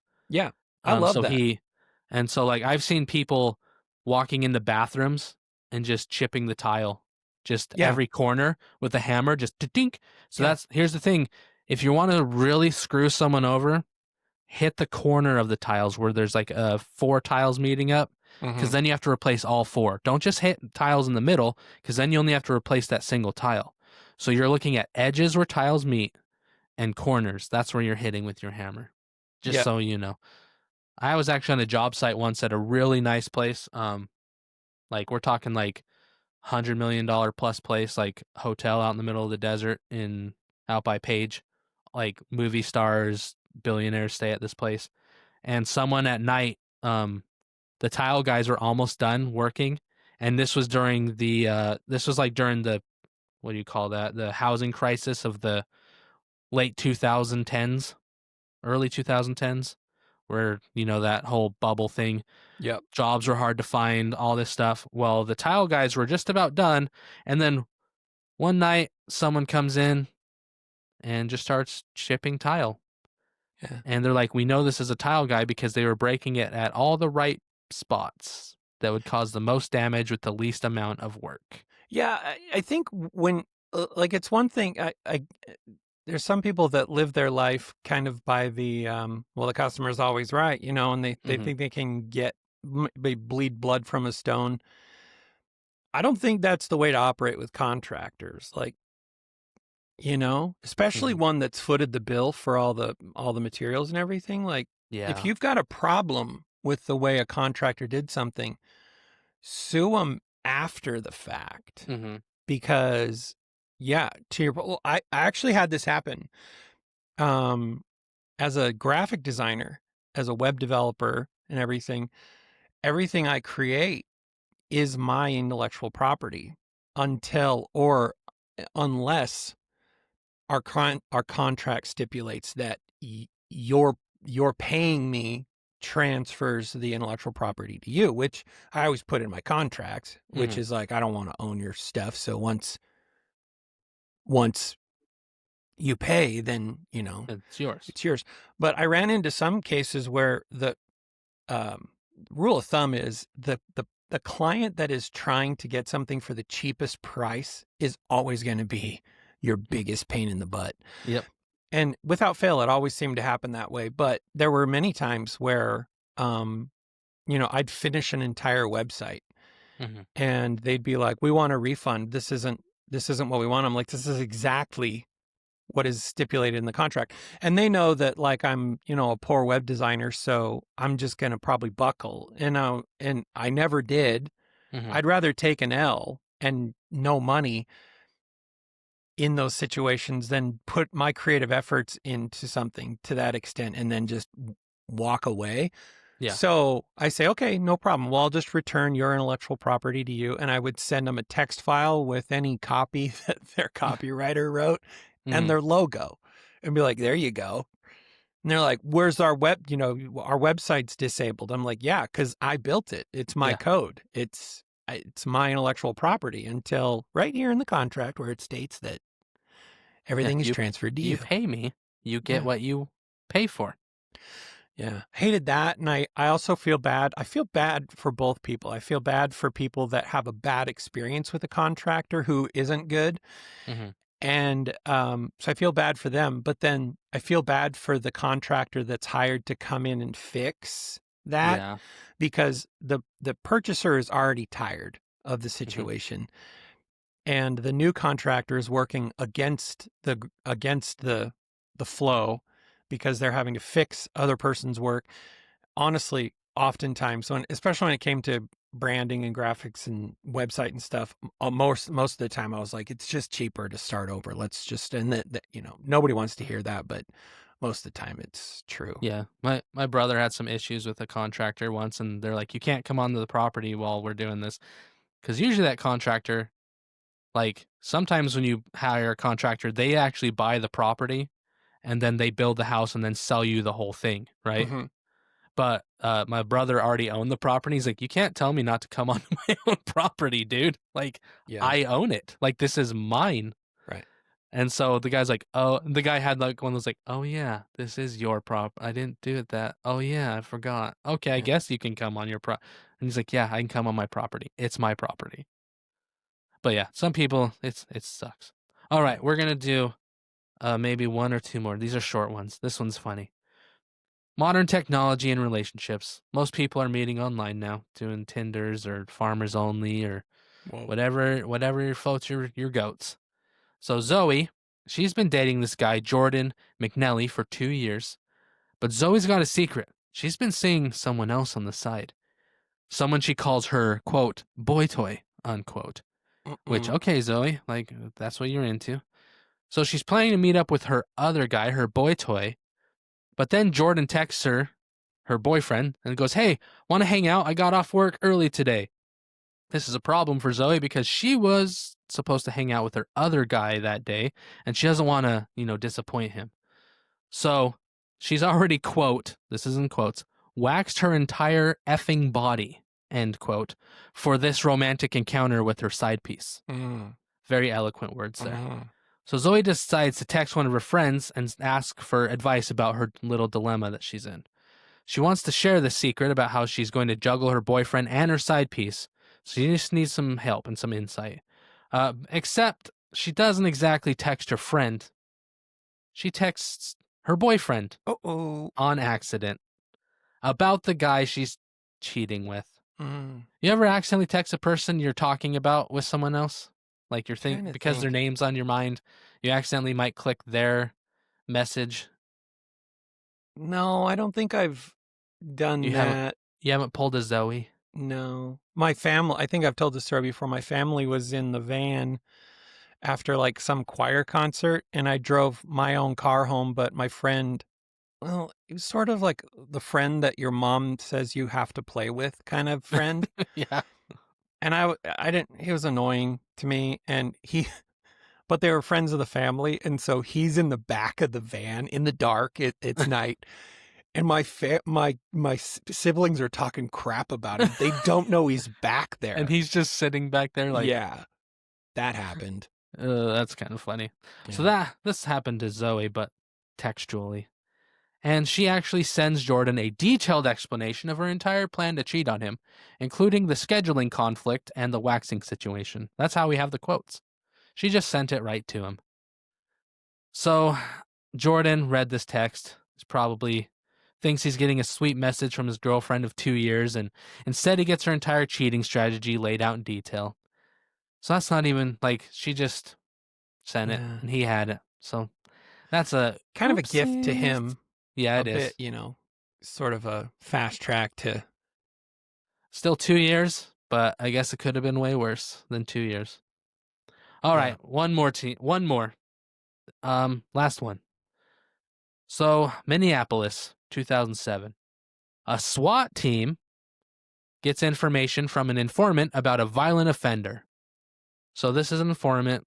I guess they trust this informant. They get information. I know where someone is. I know where he's at right now. And they're like, okay. So they gear up. We're talking like full-on tactical SWAT team, full-on response team. They storm into this 2-story house at 1 a.m. in the morning. No knock. Except this is the wrong address. So there's this family, just random family, sleeping peacefully in their home. The dad, Vang Kong, gets woken up. That's his name, Vang Kong. He's Hmong. That's where he comes from. He's Hmong. That's his ethnicity. So he sees armed men breaking into his house, yelling. He doesn't speak English. Middle of the night, he goes, oh crap, people are attacking my family. Grabs his shotgun, and he starts just blasting away, okay? He's shooting through the walls at these dudes, hits 2 officers. They're yelling, he's yelling, he's shooting, they're shooting, because they think that this is a dangerous dude who's trying to kill them. Luckily, though, before I get too far, they're wearing a lot of protective gear, and shotguns being shot through a wall lose a lot of velocity. Yeah. So it's bouncing off. Like no one's getting hurt, right? Right. Like, so the police think they're under attack by violent criminals, and they are shooting back. Bullets are flying everywhere. Family's terrified. Thankfully, Vang's 12-year-old son sees what's happening from his room, and he starts yelling to his dad in their language, and he's like, Dad, these are cops. And as soon as he hears that, he's like, oh crap, throws his gun down, comes out, hands up. Son has to translate. It's one of those situations where they're speaking through a 12-year-old interpreter, right? Which, never, and, obviously people are very in heightened emotional states at this point. Luckily, miracle, nobody is seriously injured. Wow. Vang was arrested initially for who knows why, but no charges were filed, because if they did, they probably would have had civil lawsuits up the yang. Yeah. And so it just became one of those like, well, I guess we're going to pretend like this didn't happen. Yeah. What do you think the Yikes. police chief had to say about that? He was probably among those who were embarrassed. Yeah, whoever was the lead guy in that SWAT team is a lot like me, apparently, and is semi-illiterate. And he... Zing. Ha-ha. I remember I'm struggling in my mind to remember how I was friends with Chow. His name was Chow. He was Hmong. I want to say he was a foster kid. I was young. Where was this? It must have been Chicago. So I was like 11, maybe. Mhm. I think he was a foster kid of friends of ours. It was in that time period in my life where you might have been in this period where it's like you had the friends where they were like bikeable distances, and you always knew those friends because you drove the route to go to their house, or Yeah. you walked there or whatever. But Chow lived in like I don't remember how I got to his house ever. So it was kind of like maybe I got dropped off, or I was there hanging out with Chow when like my mom was hanging out with their mom, or I don't know. I just remember being in the basement with Chow, and he would tell me about like his life before living with the family. And it was absolutely bananas. Like the Hmong people, like I didn't know it, but the Hmong people have been under like brutal oppression, like genocidal levels of things. Yeah, the Hmong Christian community, it's genocidal. It still is, and it's crazy. Anyway, I just remember as an 11-year-old, I'm like, yeah, oh yeah, and he would talk about how good things were now and like how happy he was, and it was simple stuff like he loved cereal, and he's like, you want some cereal, and I'm like, no, I'm good. We just had a bowl. He's like, I'm gonna have another one. I like having my own pillow I don't have to share with 6 other people. Yeah, I like having a pillow that's not limestone. Yeah. I do remember this though, and I'd be curious to know how. There's no way, just because he comes from like a third world area, that this wasn't something he had access to, possibly. But I remember he was really big into pornography. Like he had a porno mag. Remember, I'm 11. This is like 86, 87. And I remember he had this porno mag, and he was always looking, but the funny thing was he was embarrassed of it, but he had it hidden, but he'd look at it while I was around. But I remember the first time, like I saw him flipping through the magazine, I'm thinking it's Boy's Life. And I come up, I'm like, what are you looking at? And he's like, he shuts it. And he's like, no, you don't look at, like, he was like, he knew it was bad and that he shouldn't show me. Yeah. But the weird thing, he was like Gollum with it. He'd like go over to a corner and like flip through it. Like precious. While I'm there, the whole, like, it was like, he was like, you go over there, you go eat cereal. What do you want to do? What are you going to do? Play with those toys that my foster parents gave me. Play with those. I'm going to be over here. It was weird, but I just got to take care of something real quick. He was also very innocent. Like, so it was this weird, like in my brain, I'm this like little 11-year-old. He also had I remember he had scars on his face. He had like a lot of scars. And I always thought about that. I equated that with like the rough life that he led before being in Chicago, which sounds funny that Chicago would be better. Yeah. But I lived there, and it was certain it was cases, maybe. It was fine. And Naperville was beautiful. Naperville's quite beautiful these days. when it's not being tent encampments. Yeah. But that's what I brought. Just messed up days. What did you bring today for our earballs? Okay. All right. Mine's a bit circuitous, but I thought I'd get through this. So I mentioned actually earlier, I mentioned Chicago's World Fair. Mm-hmm. Have you ever heard of the World's Columbian Exposition? No. Okay. There's a lot of cocaine there? Well, have you ever heard of the Chicago's World Fair? Yes. They're actually one and the same. So this is interesting. The World's Columbian Exposition was the 1893 World's Fair.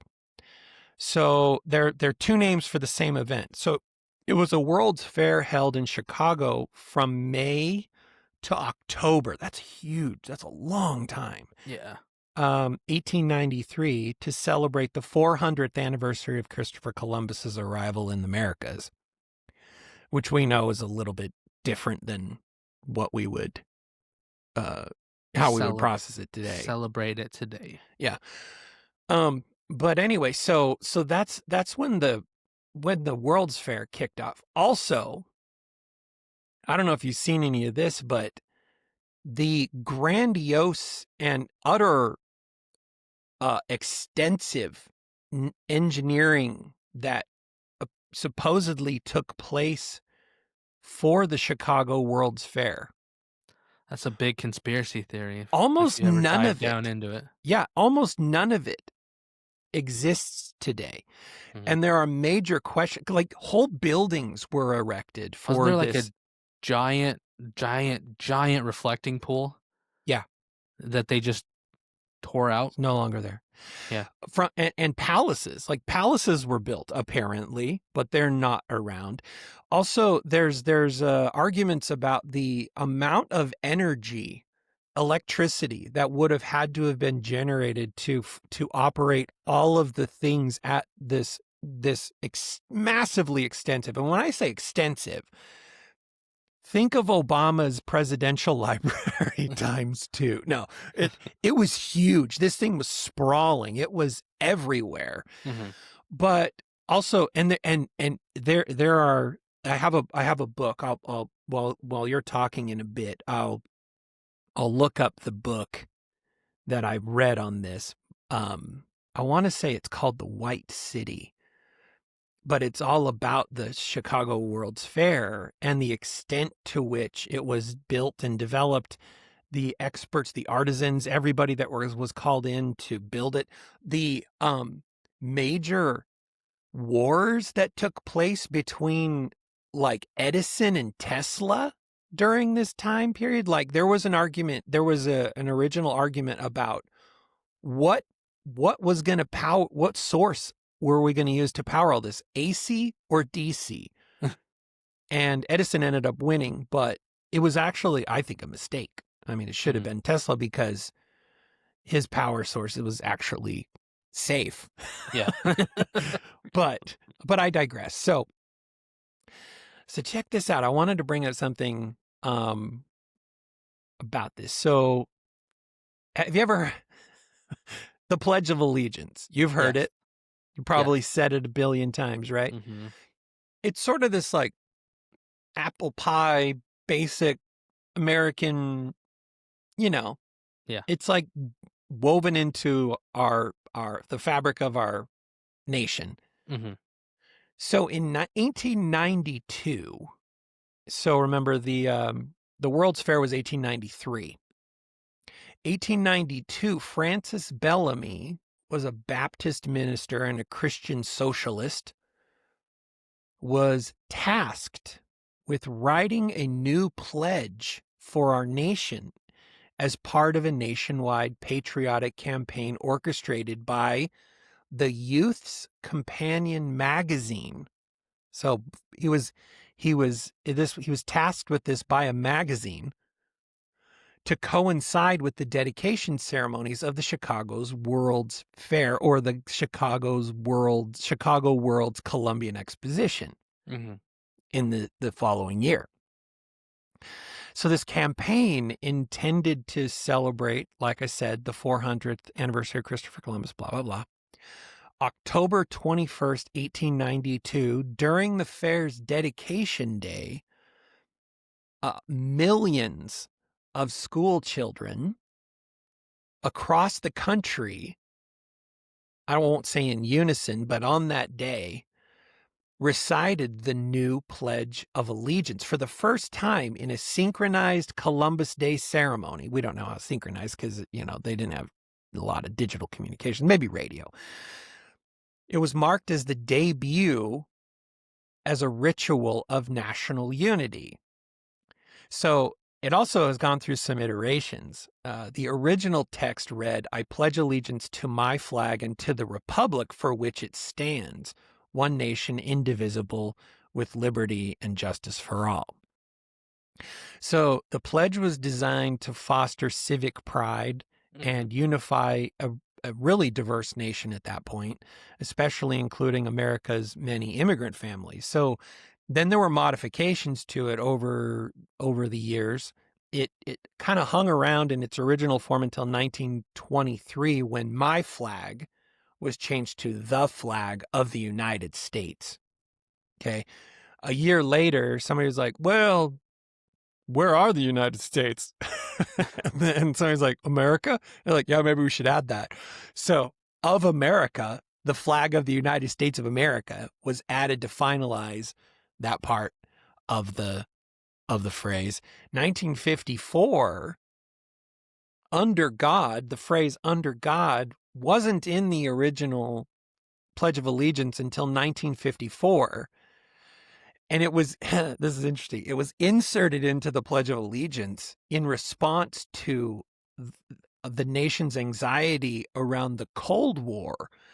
So politicians were like, well, to make everybody comfortable and remind them that the Cold War is of Satan.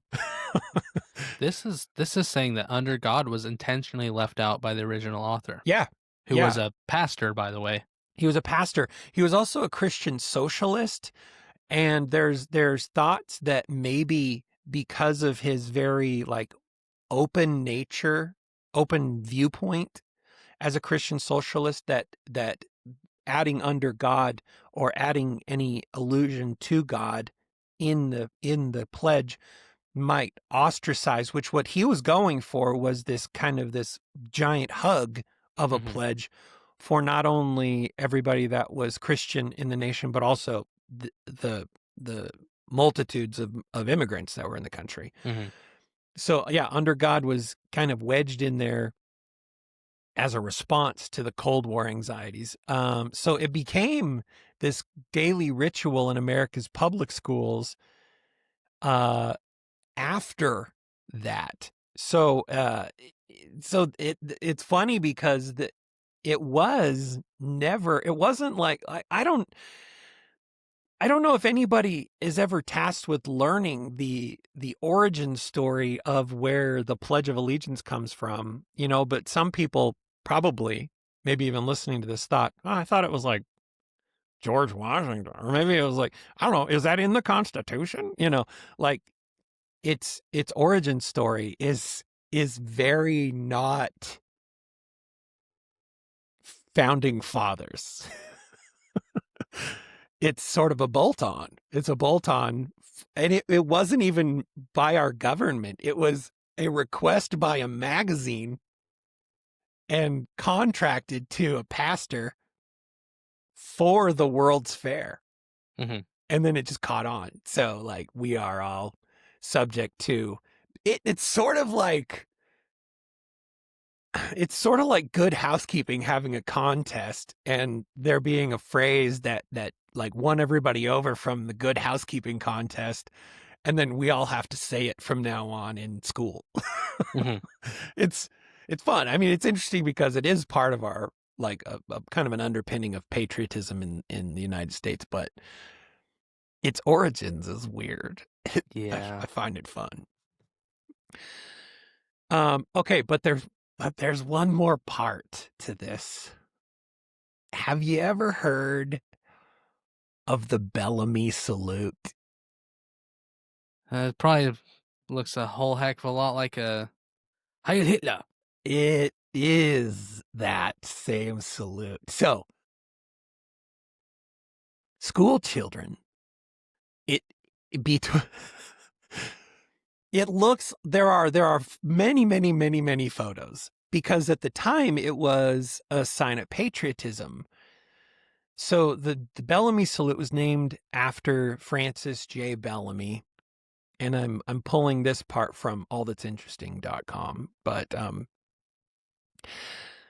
named for Francis J. Bellamy, the man who wrote the Pledge of Allegiance, right? For 50 years, the Bellamy salute was standard in the U.S. schools and obediently performed by school children across the nation. So, from the origins of the Pledge of Allegiance for generations, for decades, I should say. But as the Nazis began to rise in Europe in the 30s, a lot of Americans were becoming uncomfortable with the optics of American school children saluting the flag with a Nazi-like gesture. Which they actually took from. Did you know that? They adapted it from that salute. Yeah.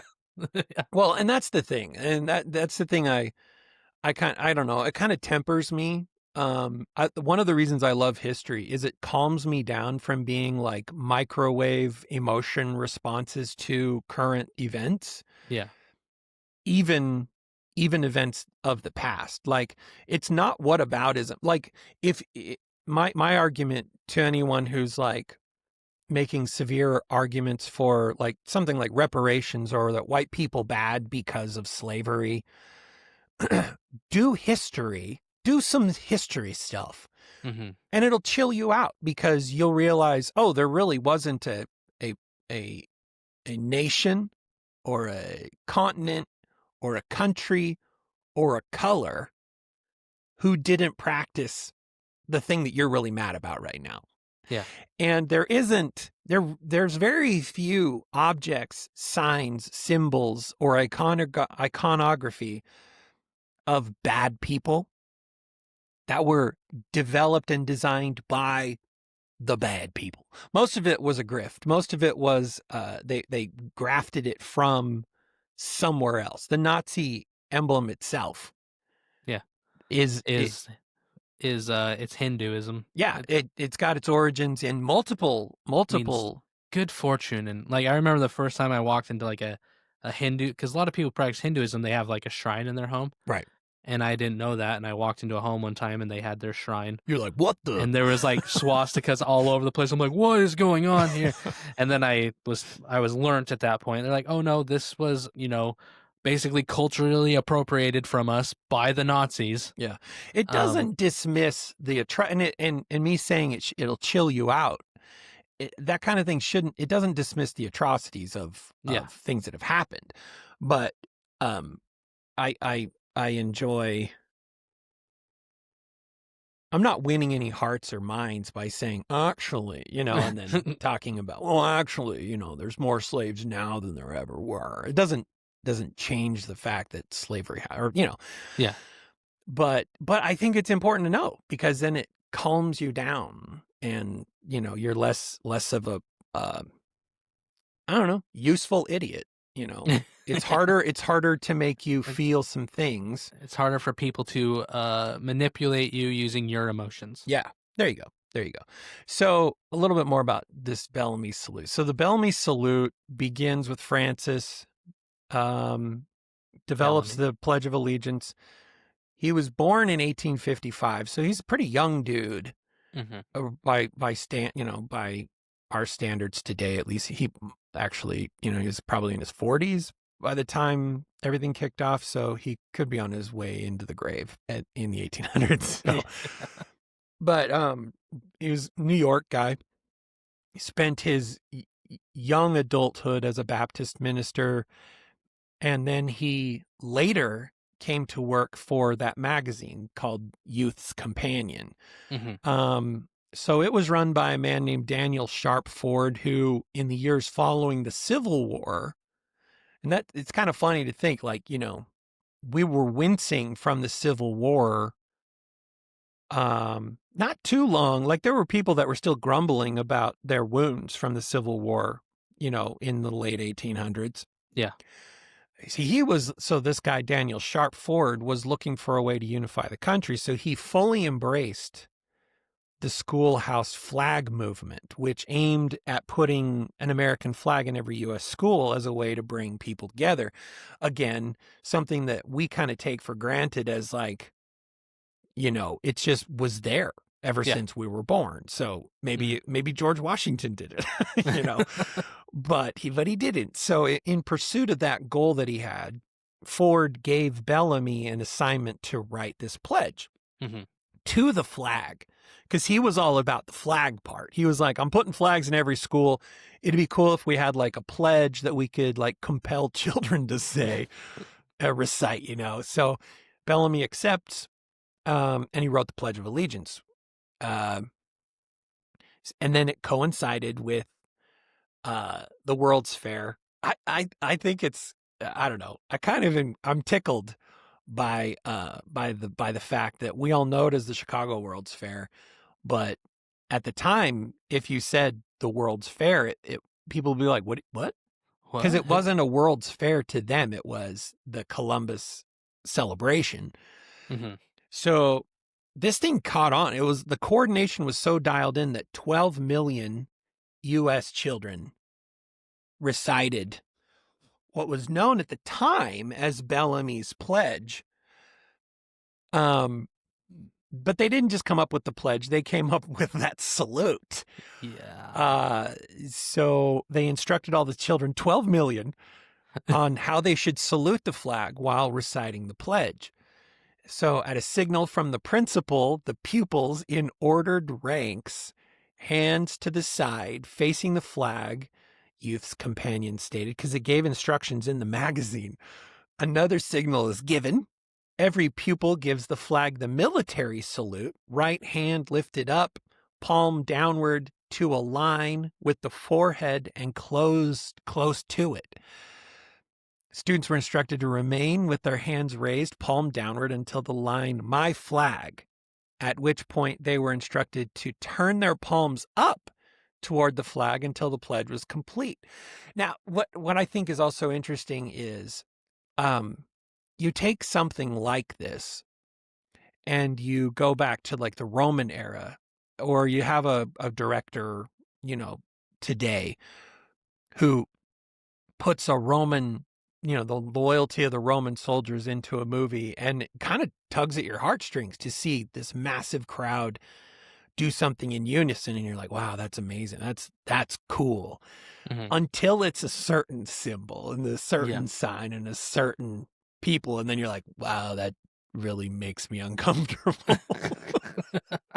But for several decades, it was sort of like watching those military homecoming videos on the internet when people would see the children make this salute in unison in mass. It boiled up the pride of the country. Yeah. But then you got fascism rose in the 1920s. Italian fascists, led by Benito Mussolini, they adopted what they called the Roman salute. So they stole it from the Romans. There are other origins for it, though. Like it's more maybe French than Roman. They're not quite sure. There's some arguments there. According to AI, it says that the Roman salute has no basis in ancient Roman history. It's not historical. Yeah. Yeah. So, there are historians that, and again, I think this is important because if you think about like one of the beauties of AI is it has access to all of the documentation that we've ever submitted on the internet, right? You and I have whatever Penguin Press put out for our curriculum book for history class in 8th grade. And that's what we remember, right? But that somewhere in a corner of the world, a historian is like, actually, I'm digging into this and it's not right. So, you know, Harcourt Brace gets a note for the next year's history book, and they're like, actually, that's wrong. And Harcourt then is like, we're just going to stick with the Yeah, we Bellamy. don't want to deal with Yeah. that. We're So- good. So there's a bit of a kerfuffle because you got Mussolini throwing down on this salute. You've got the Nazis. They began Mhm. strikingly very similar to the Bellamy salute. Americans noticed this. They noticed the parallels.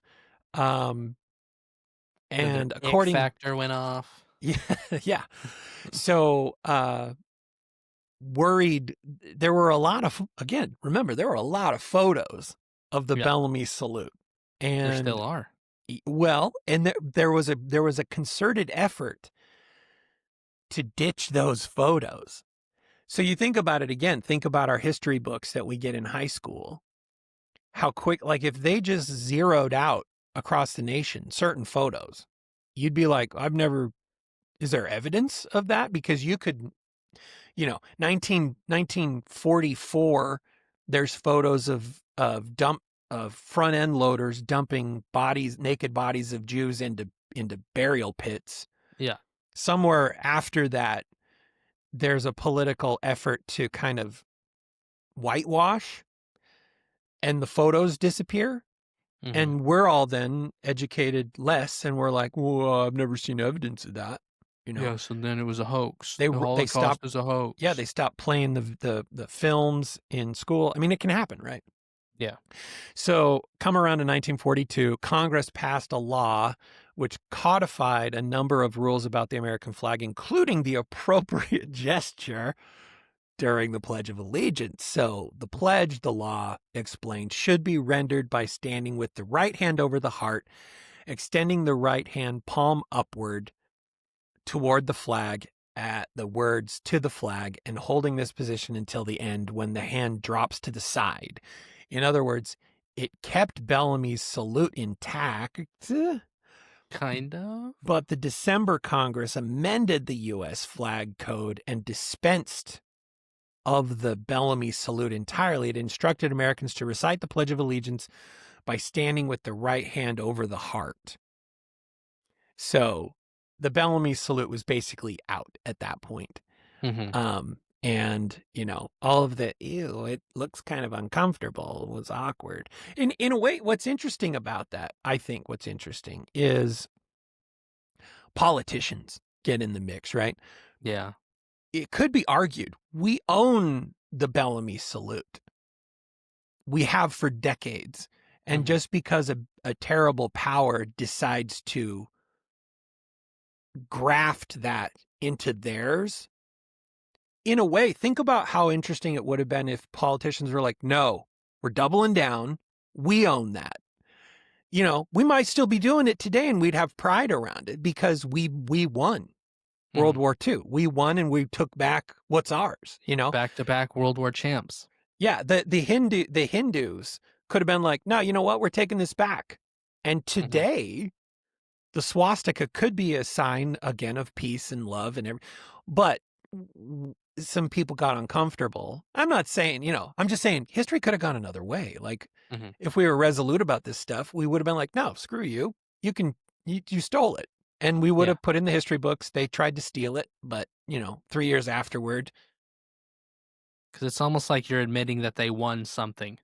You know what I mean? Yeah. You're admitting that, you won something. We ceded our control over something that was beautiful. Yeah. Both the swastika and the salute have origins in a much more beautiful, much more patriotic tome than what it was distorted into. Mhm. It's sad, kind of sad. Yep. But now you could soundbite me saying that, and I look like I'm a Nazi sympathizer. Wah wah. Anyway, I And thought that that's was how editing works. Yep.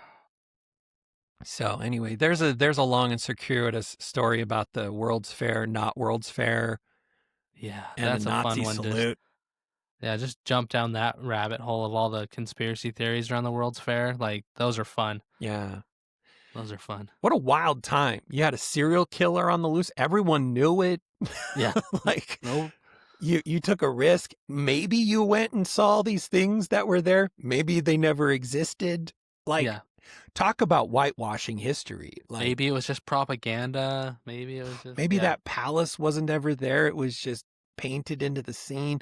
Like, no one knows. No one knows. It's crazy. Yep. Anyway, that's my rhyme, and I'm sticking to it. I thought I would end. I thought I'd end today with a couple what I call Instagram finds. Yay.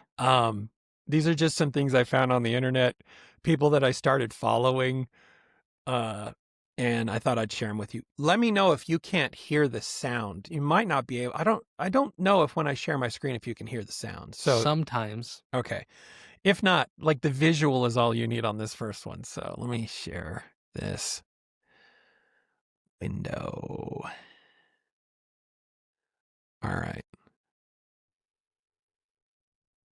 Okay, so the headline says, "Seeing if he's ready for a baby." This lady is hilarious, by the way. If you can hear the audio, then I'll play another thing of her, but check this out. So this is her test to see if her husband's ready for a baby.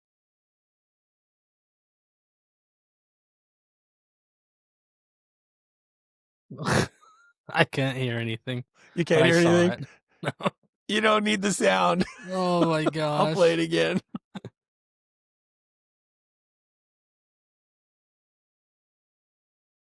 He's so confused too. He's like trying to smile, but you can tell he's just like, He's got no idea what's happening. What just happened? Okay, you gotta check out Sarah Soda 05. Sarah Soda, Soda 05. She prank calls people, and she has this old lady smoker's voice. I think she inhales to make the voice. I'm not quite sure how she does it, but she prank calls people. She prank called this guy at a truck stop the other day. And she's like, pranks straight out of just cold, right? Hello. Hey, honey. This is Sue.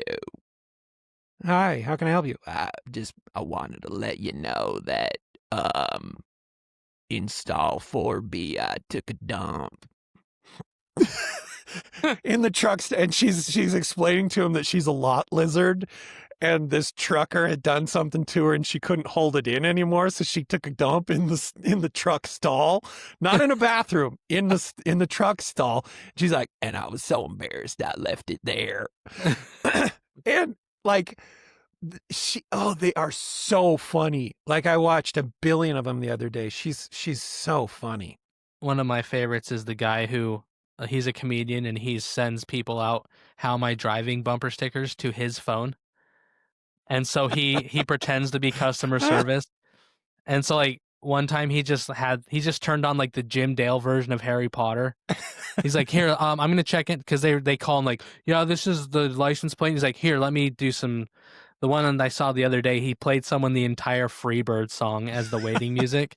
And then he came back because this lady's like, "Yeah, she's parked in my spot." And he comes back and he goes, I called our driver and he said that he's not." And she's like, "What?" "Yeah, he said he's not parked in your spot." She's like, "I'm standing here right now." And this is 10 minutes. This is after hearing the whole 10-minute long play of Freebird. And he goes, "Hold on, let me call him back. He says he's at Disneyland right now." And so she's like, "What the hell?" And she's like, "His car's here." And he goes, "Here, let me call back and make sure." So then he plays the whole song again. So this is 20 minutes later. He comes back and he goes, "You know what? You're right. Apparently, when he put Goofy on the phone for me, it was not real. That was just him doing a Goofy voice. And so, like, I'm sorry. That was my bad for believing him. But yeah, he is parked there right now." And then he just stops talking. And she's like, "What are you going to do about it?" And he goes, "Nothing." And he goes, "Do you want to hear Freebird again, though?" And she hangs up on him. Oh, I love a good prank. I love them so much. I'm actually smiling so much. My glasses are fogging up. Yeah, that's probably a sign we should go. Favorite prank, if you haven't heard about it, is the papers that were stapled all over for the Chewbacca contest. Did you hear this one? You're And he supposed to gives his call the friend's number, do your Chewbacca voice, and hang up. Yeah. It's just some dude's voicemail. Yep. Random. Doesn't know what's going on. People do that with it'll be free puppies too. Like, I'm calling about the puppies. I love a good prank. Anyway, well, that's all we got for today. We'll be back in a couple days with Music Tuesday on Thursday, and we'll have things we'll want to talk about, like Olga of Kiev. That's it's not Kiev, by the way. It's Kiev. So yeah, we're gonna be. Here's my preview. I'll be talking about some delicious fast food items. Yum. As I'm you going to can be tell talking by about my Olga chubby of cheeks. I love fast food. Yum. All right, so there's some stuff to look forward to. Don't Google Olga of Kiev between now and then, otherwise you'll ruin it. Yeah, you'll ruin it. If I hear anybody in the back door that says I looked into it and this is going to be great, I'm not do it. You know what? I might do it, but I'll cancel it. Yeah, I'll cancel it. We'll just hang up. Yep.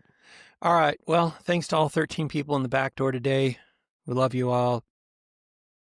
And I don't know what else to say. But this has been over 2 hours, so you've got to be ready to go. I'm ready to go. I have to go to the bathroom. Do you have to go to the bathroom? My back teeth are floating. Me too. Let's get out of here.